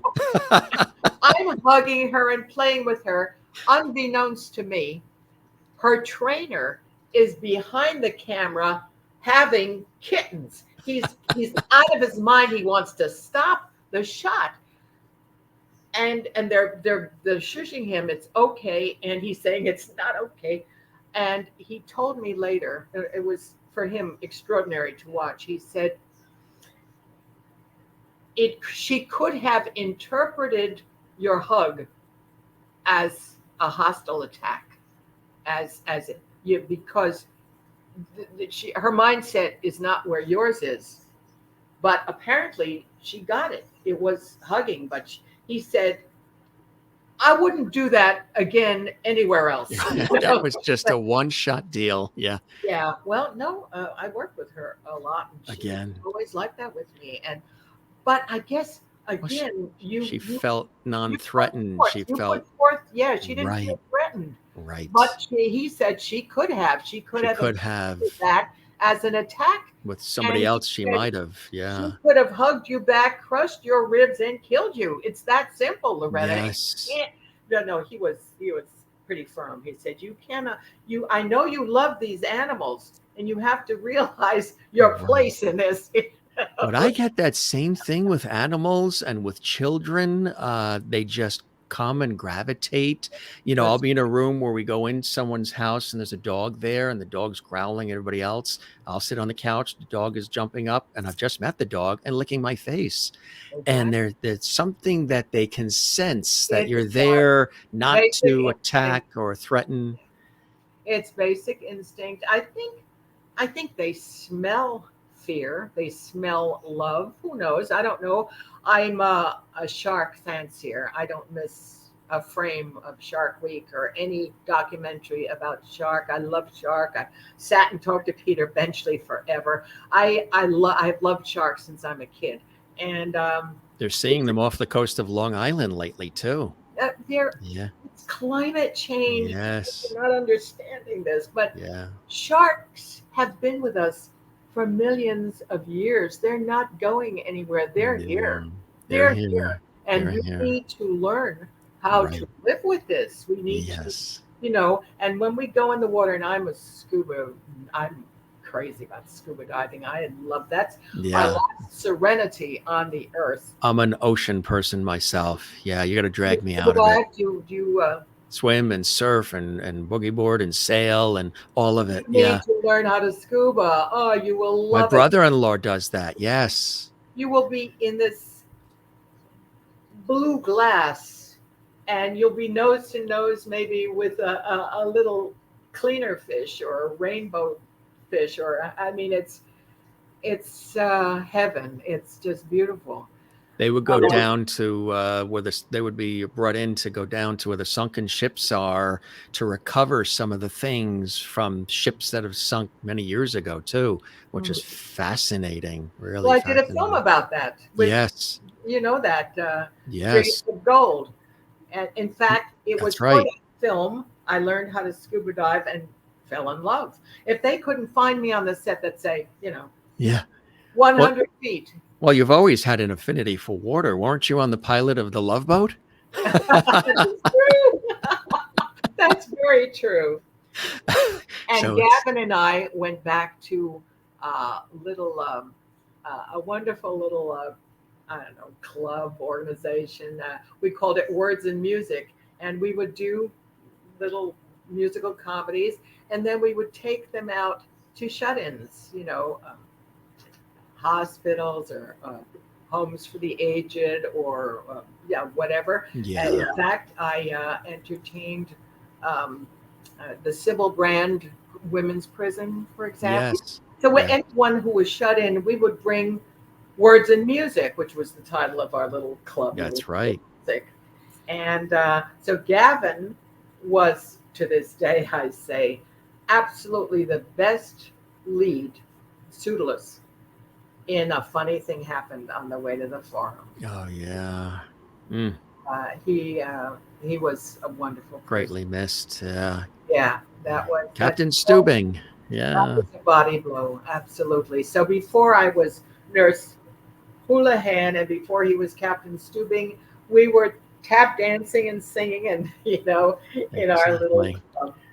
So, We definitely have to mention, and again, thank you so much for all these wonderful stories, and it's just absolutely beautiful. You've turned, your love of animals, your love of watercolor into just these wonderful, beautiful blendings of celebration of life by, of course, doing the work that you do with watercolor, but at the same time creating the alliance that you've created, which I think is such a isn't beautiful it all thing. joined? Isn't it all one thing? It I mean, really is. It's all all it's like one complete circle, to love. I mean, the Beatles got it. Love. it, That's all there is. that's And it exactly is right. the only thing that will save our society, our world, our humanity. Humanity will survive only with that. T- That will keep us going. Tell us about this extraordinary sweetheart animal alliance that you Yeah. created. And of course, with that, the beautiful book, Sweetheart, which is absolutely fantastic. I'm so proud Oh, of that book. Yeah, we've just done a second printing, and there are some pictures from incredible animals, and this amazing, the size of that wonderful tiger. Yeah. And there's another one. I wish it were clear. I'm going to try to clear that up. I was like nose to nose with a grizzly. Grizzly. He could have eaten my face. And of course, my sweet little orange man. There's a beautiful bat. I got to know some of these animals that I would not have had a chance to be with on a one-to-one, a baby Yes. camel, It's for incredible. example. It was a good title, Those Incredible Animals and My Incredible Experience. That's me putting the brush in my teeth, as I'm prone to do, and I was painting a horse. The Alliance, as I've said, oh God, do I love that. That's in the book because it's a work of art, and it's not mine. I don't know, please. I wish I had that kind of, but Mr. Fuchs, who did that of us, we did not pose for it. That is his version of us, and I think it's brilliant. It's fantastic, isn't it? It's really brilliant. And I got an opportunity to again write an homage to my family, my beautiful family. Mm. And the chapter is called "The Miracle of MASH," and I do think what happened really was so miraculous. We we had each other from hello. I don't, how to Yes. explain that? The love and respect, and of course the Yes. losses have been body blows, but we've hung Profound. Yeah. together and supported each other. For example, Bill Christopher's widow is a part of our family, Barbara Christopher. She's in on Yeah. everything. We're in contact with each other. We know. You ask me, where's Jamie today? I'll tell you. I'll know. Or Gary. Or it's a wonderful, rich feeling. Of course, your friends and family are your greatest Yes. riches, are they not? Absolutely right. So the Alliance is such a beautiful thing. We want to mention that again because there is the website sweetheart.org. Growing. It keeps It growing. keeps growing. We're working And on, at the moment, we have 2 big projects, 3 if you want to go. It could be 3, but we have a project, for example, one of our allies is in Israel. It's called Guide Dogs for the Blind. And they approached me to do a painting. This is a couple of years ago. I did. I gave it to them, and they raffled it off for $1,000 for their charity. Now, I need to say that these wonderful people get the babies, groom them, train them, and then, this is the operative word, give them to people who are starting to lose their vision. And that's it's beautiful. not, yeah, I know. They're how can I ignore this? I mean, so I said, you're part of my family. So they're now a part of the Alliance. Now I've done another painting. Okay, get ready, get set, go. I've got to find one of my paintings to hold up. And there's the website, gang, sweetheart.org, her fabulous Animal Alliance. And there's also an extraordinary perfume that we're going to tell you about as well in just a second. Yeah, I wish we had smell-o-vision. Yes. I'm wearing it. Her book as well, Sweetheart, documents her animal portraits along with the descriptive anecdotes about each and her extensive philanthropic work. And it's a must. You must. I'm madly searching for the original. There she is with the book there, Sweetheart. It's beautiful. Yeah, the cover, by the way, is a Bide a Wee Rescue, a Jack Russell. Bide a Wee, yeah. We, over the years, some of the wonderful pets that we've had, the dogs, have come from Bide a Wee? Bide a Wee or the North Shore Animal League. Also very good. Now, are you ready? We are ready. Drum roll, please. Look at this. Tell us who we have there, Loretta. You have here a beautiful golden retriever who is a guide dog for the blind. They are trained to be partners. And, it's not only helping a person whose vision is failing.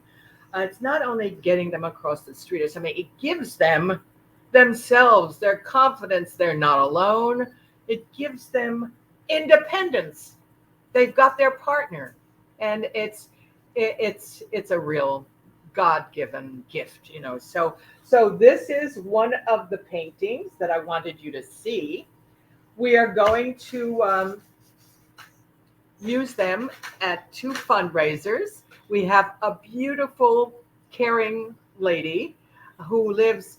She has 2 domiciles. She's in Palm Springs and also in Chicago, and we're going to do 2 events during which I hope I'm available to be at, but I'll try to make it my business to be there. Sure. And we will raffle off the original, or we will sell it, or we will whatever, and we will sell prints of the painting, and we will raise money for the guide dogs in Israel, so that to help them. They just can't keep giving. They need our help. They need our support. So that's one of the projects. Now we have the Kauai Humane Society. See, so we went from Israel to Kauai, and they will be. You ready? Yeah. Oh boy, look at that. Isn't he beautiful? This is Maestro. They will be having an event with me of all my, I call them my foul friends. And we're going to do an event in Hawaii, showing the paintings, selling, whatever. It's so nice that you're doing that. Yeah, we're working on getting them displayed in a gallery on a permanent basis, so people will always have access to them, and we will continue to raise funds. And you have created this fantastic new perfume as well, Sweetheart. Yes, I'm here with my very own, so you want to do a close-up? Yes, we will. I've got it here right now. There it is, and it's a roll-on. And I'm going to tell all my sisters a secret. In this sweltering heat, I keep mine in the fridge. And so when I do this, oh, it's good. It's cold and it's delicious and it smells great. And it's called, you'll never guess, it's called Sweetheart. I'm a guy, but with a reaction like that, I want some right now. That was like, it's like, no, you're not going to throw yourself on the floor like your mother did, are you? No, that's against the law. That was much more. That's blocking the door. Yeah. My dad, on the other hand, my dad did everything but carry around 8x10s. I mean, he was just, this is my daughter. Yeah. And there's a reason behind this beautiful perfume. Tell us about it. A reason? Yeah, why you've created it, of course. The resources going to. Well, again, all the funds raised go into. Even with the perfume, which is so beautiful. Yeah. And it's a win-win situation. It really is. It's wonderful if people just want to donate, but I would like to give them something, you know, and that's what it is, really. Just like if they ask me to do a painting of their animal, their pet. So you're commissioned as well. Yeah, whatever they give goes into the charity. And it's just a win-win situation. Everybody's happy. They love their painting, and I do. I've loved doing it. That's my thing is I love what I'm doing. So it's not a chore. Not at all. And you were friends with somebody else of a similar vein who we lost recently, the wonderful Betty White. Dear Betty White. Oh God. We were on so many campaigns together, and just oh my, look at how young we were. What a pretty picture of us. I love it. It really is. And you guys, darling. She was a darling. Uh, So are you painting? Are you doing the watercolors a lot? Is that something that you do throughout? Because yes, you're yes, so wonderful at it. yeah, I'm really kind of always working on that, especially since we're now we want to do as many foul foul friends Yes. for Hawaii and keep them there to kind of get engaged, have people engaged with the Humane Society through the paintings, through the birds. Yes. If you have you been to Kauai? I haven't yet, but I do have There cousins are birds who, everywhere, all uh, kinds of different birds. yes. And so that's the kind of the way they live and the theme, and it's a wonderful thing to offer them. And I have some very interesting, very interesting birds to bring. I wanted to show you something else. You, of course, must be a fan of Hannah Gadsby. Who isn't? Sure. She's a brilliant, or as Gloria Steinem said, she's a little miracle. You know how we signed the wall of the dressing room, and Gloria Yes. said, "You are a miracle," and she is. So I did her second show was named after her dog, and Douglas. Her dog is Douglas, and it's a Lakota Romolo. I said, "Oh, Hannah, get a dog that I can pronounce." So anyway, this is Hannah's Douglas, and she loves him. They're different in that it's not really hair. It's like curls, and they're water dogs. They don't shed, and so I did that for Hannah. And now I'm going to show you one of my The all-time. detail on that one you just showed for Oh, Hannah is oh, yeah. exquisite. The detail on I that. won't say I won't say he was easy. I won't say that I didn't struggle. I mean, I could say it, but I'd be lying. He was tough. He was a toughie. It's extraordinary. Here's Beautiful work. Absolutely here beautiful work, is Loretta. here's one of my all-time favorites, and this is called Wolf. For obvious reasons, Loretta. Where can I get there without that? There you go. You see it? Can you see him? Yeah. Yeah, that's Wolf. Oh, he's so beautiful. Oh, there we go. Look at him. Just look at him. He's got some snow on his chin. I love him. And you want to talk about work? You look at those hairs. Oh, Incredible. I just love this boy so much.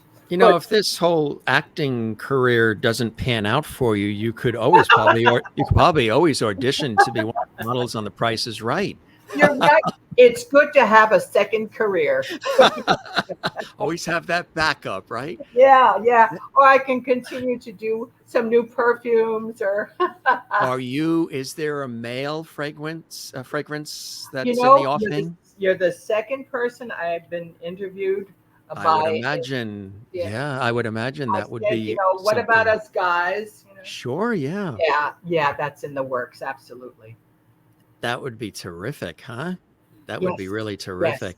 yes. So this is extraordinary work. I say often you could easily be, in Miami with your feet in the sand in a hammock, enjoying a banana colada or something, but you are still continuing to give back.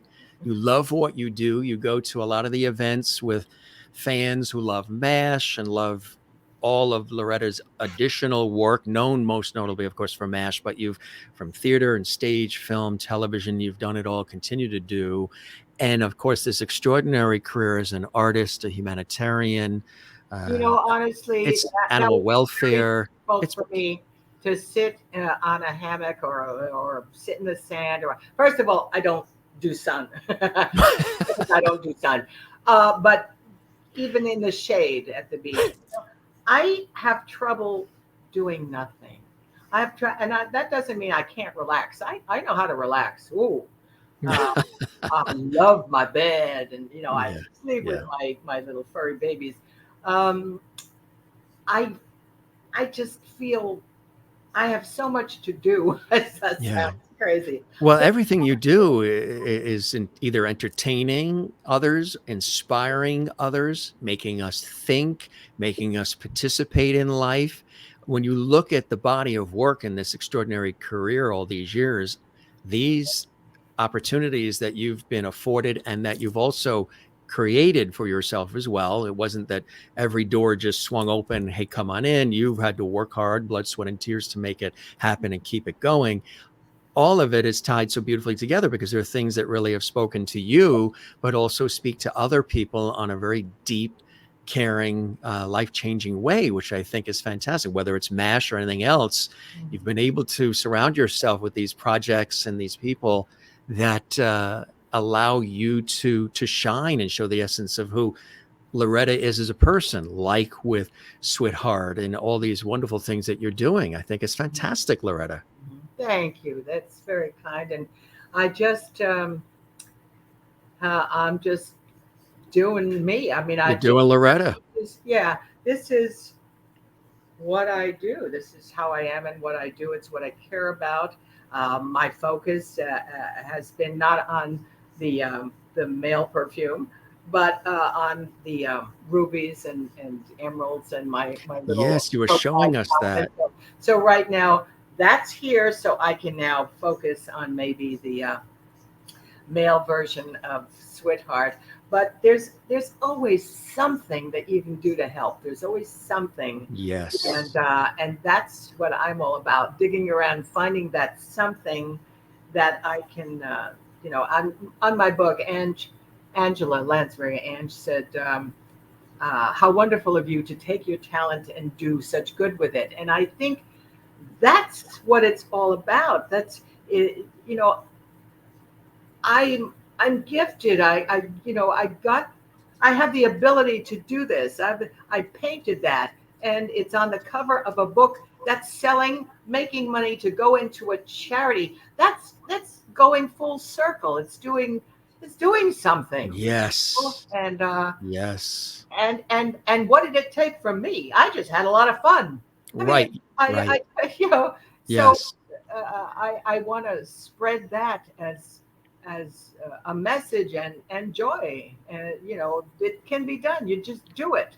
You just do it. And that's what you've been doing. I know Angela Lansbury has been somebody that you've always admired Yes, over the years. absolutely. Yeah. That's Yeah. she's the most extraordinary Yeah.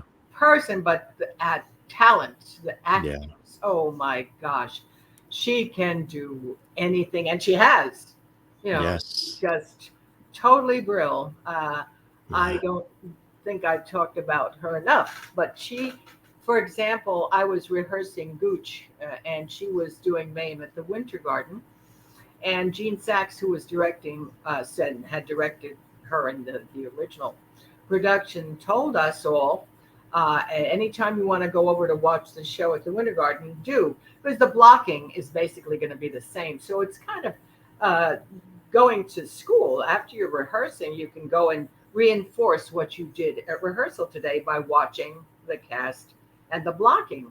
And so I would go, and I'd come out of the theater never watching Jane Cannell, who was wonderful, but I couldn't. Angela, I was riveted by this woman's performance. Why? I mean, just alone one performance. No, I would see her on a Tuesday, which means after a long weekend. I would see her Wednesday night, which means two shows, or Saturday, which means two shows. Or her energy was like fireworks. Yeah. Never let up, and it was always there. And it was, again, watching her was like taking a master class. She is my idol, and she knows it. I tell her that all the time. Yeah, it's fantastic. She knows. Yeah. Oh yes, I'm probably boring. You are magnificent. You love teaching as well? Of course, I Yeah. love seeing those little light bulbs go on every once in a while, but also sharing. What good is having experience if you don't give it to young people, if you don't share it? you know um, that's what it's all about. I have it. It's in my heart. I've got my experience. Now what do I do? Let's get it out there. Let's help people. They can avoid some of the things that I stumbled over. Let's Right. do it. You know, but again, Absolutely. it takes the kind of connection that Hannah Gadsby talks about. It takes a kind of connection to understand the love that we can spread.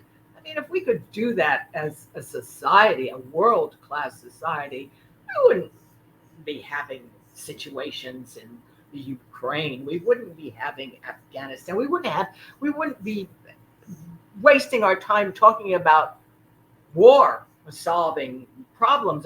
We would be dealing with life with love, and I know I'm talking about a Shangri-La utopia, but We call it levity here. yes, Levity. exactly. But it can be done. You have Yeah. to want it. You have to want it. You know, that just sums up your career. You've wanted it, and You you have have to to want it. write. That's a beautiful way and an intuitive way to have. That's fantastic, and that's exactly Loretta Swit's story, which continues. Have you considered a memoir? Is there a or Yes, yeah, yes. I have. I've had too many wondrul people in and out of my life that asking? I must write about them and Yeah, my experience with them. And I love to brag about my friends. And I just beautiful. gave an interview about Mike Connors, who was a dear friend from Hello, and they're writing a wonderful book about him. And as the man Bill was interviewing me, he said everybody loved. I said yes, we did because he was lovable. There was everything about him to love, and I'm glad you're writing about that. Yes. You know who else was lovable too, who usually pops in towards the latter part? Mr. George Burns is with us. Oh my! Oh, what a guy! Oh, what a wonderful talent. George and Gracie. He's got his cigar. He's got his red hanky. My aunt collected dolls. My mother is the youngest of That's a 16. good Big one. family. My aunt collected dolls, and when he turned, I think it was either 99 or 100, collected the George Burns doll, got passed down to me. He pops in towards the later part, and he said he absolutely loved the conversation. He said, "You knocked it out of the park, Loretta." He sends his levity to you. And he said you were a delight, and he learned a few things he didn't know about Loretta Swit, and he loved it. And I hope that the show truly met whatever expectations you had, Loretta, and you enjoyed the time with me as Very much as. much.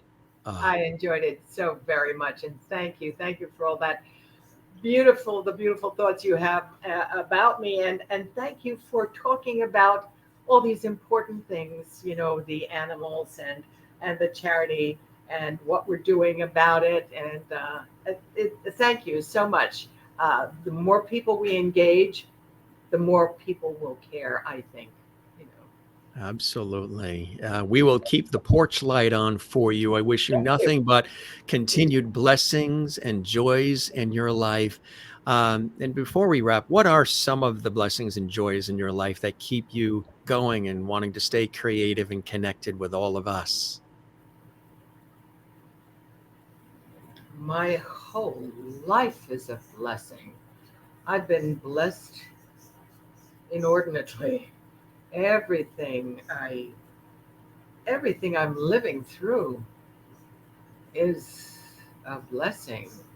I I've been blessed with not being stricken by our pandemic.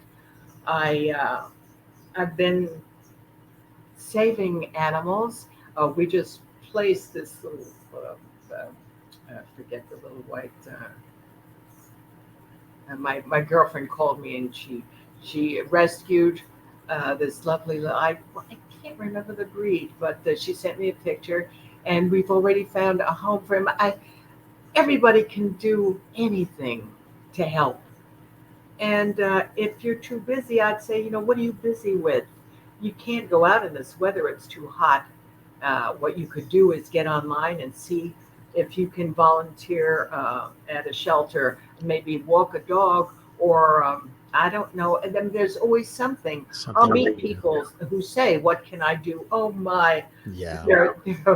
there's a list, and that would take nothing from you, but it would make you feel really good at the end of the day. I remember when we were having a big show at Pottery Barn, who approached me and said they wanted to do a display of my paintings and sell my books. I posed with this little black and white mixed breed and her grandparents.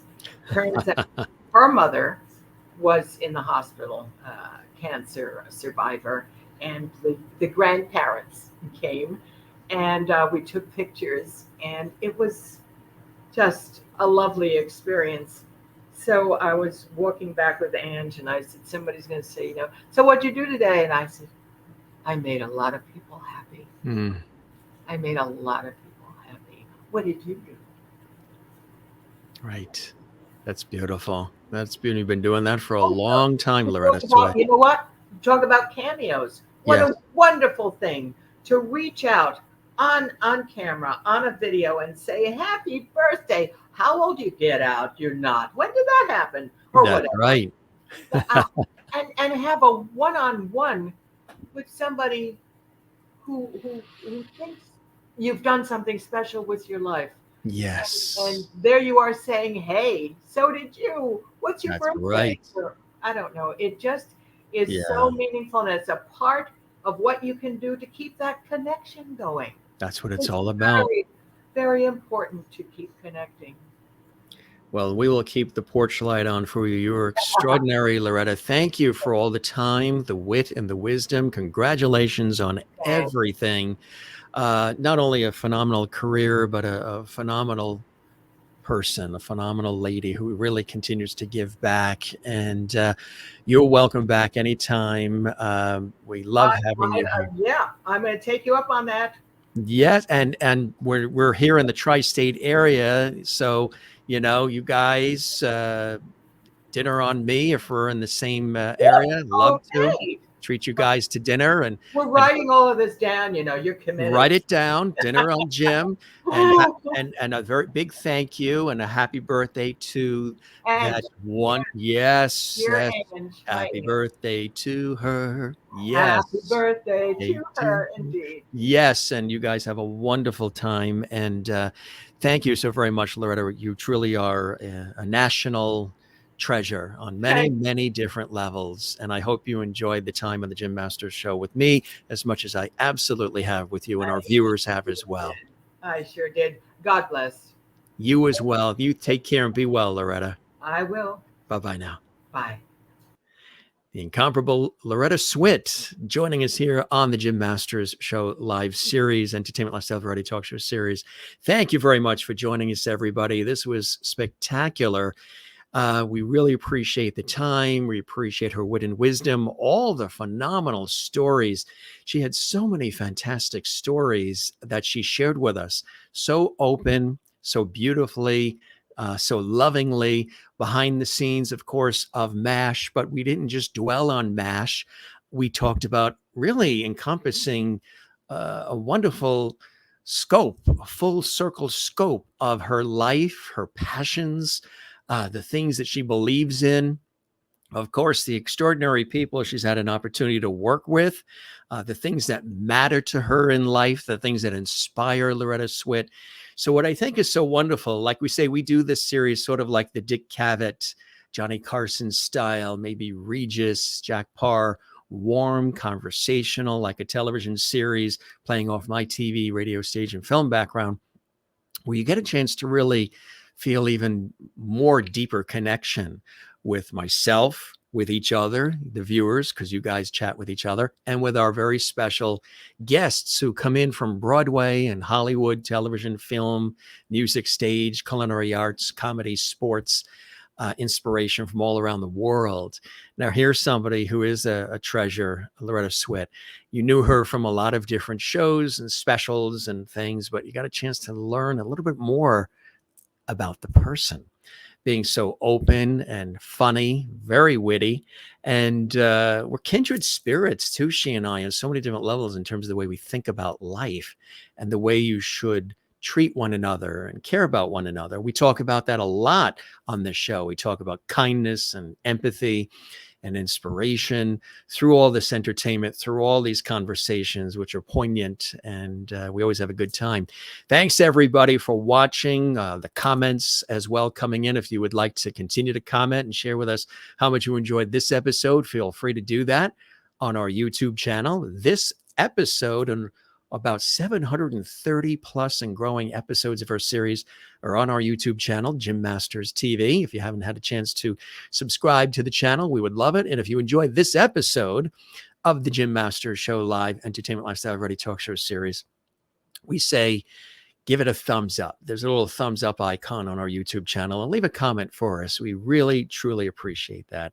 Again, a beautiful time. We chatted even a little bit longer than I expected, but she had so many epic stories. I didn't want to, I just wanted to continue hearing them. Didn't you? Of course. That's why you've been sharing all your wonderful comments throughout the show. Again, we also encourage you to go to the website. That is switheart.org. Now, that might be something that you didn't know Loretta created and is involved in, and it's such a beautiful place to be. Again, there's the actual website itself, and when you go there, you can donate, you can support, you can celebrate all her extraordinary work, and it really is something quite special and near and dear to her heart that she created as somebody who really has been looking out for animals most of her life. And she created this wonderful organization, Sweetheart Animal Alliance. Also, the book, Sweetheart, is extraordinary with all that fantastic artwork. Now, you might not have known that she's been doing watercolors since the age of 6. That's right. And continues to do it today. Really, really fantastic. And again, we encourage you to go to the website and be a part of it. Give what you can. Also, you can get the book through the website. You can also learn more about that incredible perfume, Sweetheart, that she was talking about, which really is fantastic. There it is on the screen, gang. And that can make a great gift for somebody too, And these are just, again, some of the things that the incomparable Loretta Swit has been doing. And you thought she just did MASH, huh? Not quite. She's done so much more. And she loves people. She loves animals. She loves life. And what an honor and a true pleasure to have her joining us here on the Jim Masters Show Live Entertainment Lifestyle Variety Talk Show series. We had such a beautiful conversation before the show started as well. I was chatting with Loretta, as well as her spectacular assistant, and who's also a wonderful person as well. And we were just having so much fun chatting about a lot of different things, but really fantastic people. There it is again, Sweetheart Alliance. You can go to the website, sweetheart.org. You could donate. There is the book. I encourage you to get the book because it is filled with lots of incredible things. You're going to absolutely love it. It's really, really amazing. She's quite an artist, isn't she? On many different levels, an artist and a humanitarian. She loves to give back. She's done it epically. And of course, you guys know her from so many other projects. We really, as far as her career and some of the things on stage and television and film, we just scratched the surface. You could do a 7-hour show just talking about somebody's life and career, but we wanted to bring in some of those key moments. Of course, fabulous stories that she's shared with us here on the Jim Masters Show about her time with the incomparable talents on MASH, which of course people probably think of first when they think of Loretta Swit, but she has been a part of so many other incredible things over the years. And what beautiful stories too, huh, that she shared with us. Yeah. There's some just epic photos that we're showing as we sprinkled these in during, and we don't call these interviews at the Jim Masters Show Live. We call these conversations. These are really conversations. And there's the crew. She talked about Harry so much. And there she is with the incomparable Alda getting their Emmys as well. And this one too, we didn't talk about this one, but this was another incredible film, Miracle at Moreau, that she was in as well. Just, I mean, showing you her versatility, her ability to be able to take on a myriad of different roles and just bring to bear her, and lots of levity. Jamie Farr, of course. Sometimes you can see them at some of the events that happen, you know, the autograph signings, the Comic Cons, things of that nature as well. Loretta is very, very cognizant of kindness with the fans, and she's known for that. And isn't that a great shot? Yeah. And when she was showing us some of the artwork right there in her home in New York City, I mean, she was lifting up framed works of art for all of us. That was really kind of her to do that, wasn't it? And of course, with Betty White there. And remember when MASH did come to a final wrap? Boy, that was something. Again, that series still on in syndication today. We didn't talk about this either, but there's a great shot where she's playing tennis. I love tennis as well. I love to play tennis, but there she is playing tennis. Some other shots that we have of her. We didn't show these during the show. These are maybe some like bonus shots here for you. Isn't that a fantastic shot? Really, really beautiful shot of the incomparable Loretta Swit joining us here. And this series too, that she loved doing, those incredible animals. And we talked a lot about this great shot. Isn't this cool? You see the love between the two of them. The Muppets, her support of the Israel Guide Dog Center, which is a beautiful story there. Great story about Taggy and Lacey in the beginning. There she is with Alan and Wayne doing some yoga too. This was funny. There's a whole story that goes with that. We didn't have time to get to that, but there's a whole story that goes with that. Hawaii Five-0. She had some wonderful things to say about Jack Lord and about being a part of that series. Mame, of course. Also, too, we didn't talk about this, but needlepoint, another area, and she has this needlepoint scrapbook, too. We want to make sure we mention this. This was something else that near and dear to her as well. Again, a true artist on so many different levels. All the different movies, again, you can see these probably popping up on all the different channels. Isn't that a great shot too? I mean, that's a really wonderful shot of a very joyous life. There's another shot we didn't show earlier. There she is with Jamie, a CBS function. Yeah, I mean, yeah, we did a little digging. We wanted to put together, again, we don't call these interviews, we call these conversations here at the Jim Masters Show. And truly, she is an incredible person. If that book we showed you is tickling your fancy, you could probably dig for that. This one here, the scrapbook, the needlepoint scrapbook. Yeah, you probably didn't even know she did that as well. I didn't want to take up her whole day, but maybe when we have her back, we could talk about that. With our guests, you know, they can be on our show as long as they want. They can be here 20 minutes, half hour, however long they want. We just let it roll because, again, we have wonderful conversations. We thank Loretta Swit truly for joining us live and direct from New York City. Really special conversation. And I encourage you again to go to the website, switheart.org, to learn more about the Animal Alliance, to get the book and the perfume and everything else. We thank all of you for being with us. We encourage you also to go back in the archives here at the Jim Masters Show and check out hundreds and hundreds of other episodes with extraordinary guests. with all of our levity, all of your interaction from around the world is truly a blessing.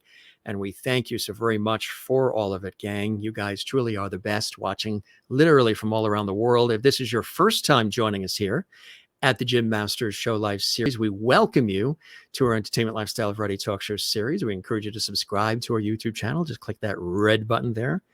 There's no cost for that. Lets us know you're a part of the Levity family. You enjoy what we're doing here at the Jim Masters Show Live. And also click that thumbs up. You see a thumbs up there on the YouTube channel. And let us know when you click thumbs up you enjoyed this. That's the like button. And leave a comment for us as well. We're going to scoot out of here. We don't say goodbye at the Jim Masters Show Live. We say see you later. We say shalom. We say sayonara. We say hasta la vista. We also say moi loop, which we know in African means walk well. We say ciao and slancha and all the rest. Thanks for joining us as we had a special guest, Loretta Swit, joining us as my special guest here on the Jim Masters Show Live. You guys take care, be well, be good to one another, take care of one another, as we always say, love one another, and be sure and love yourself. Very important to do that. And say something kind and nice to somebody as they're walking along the street.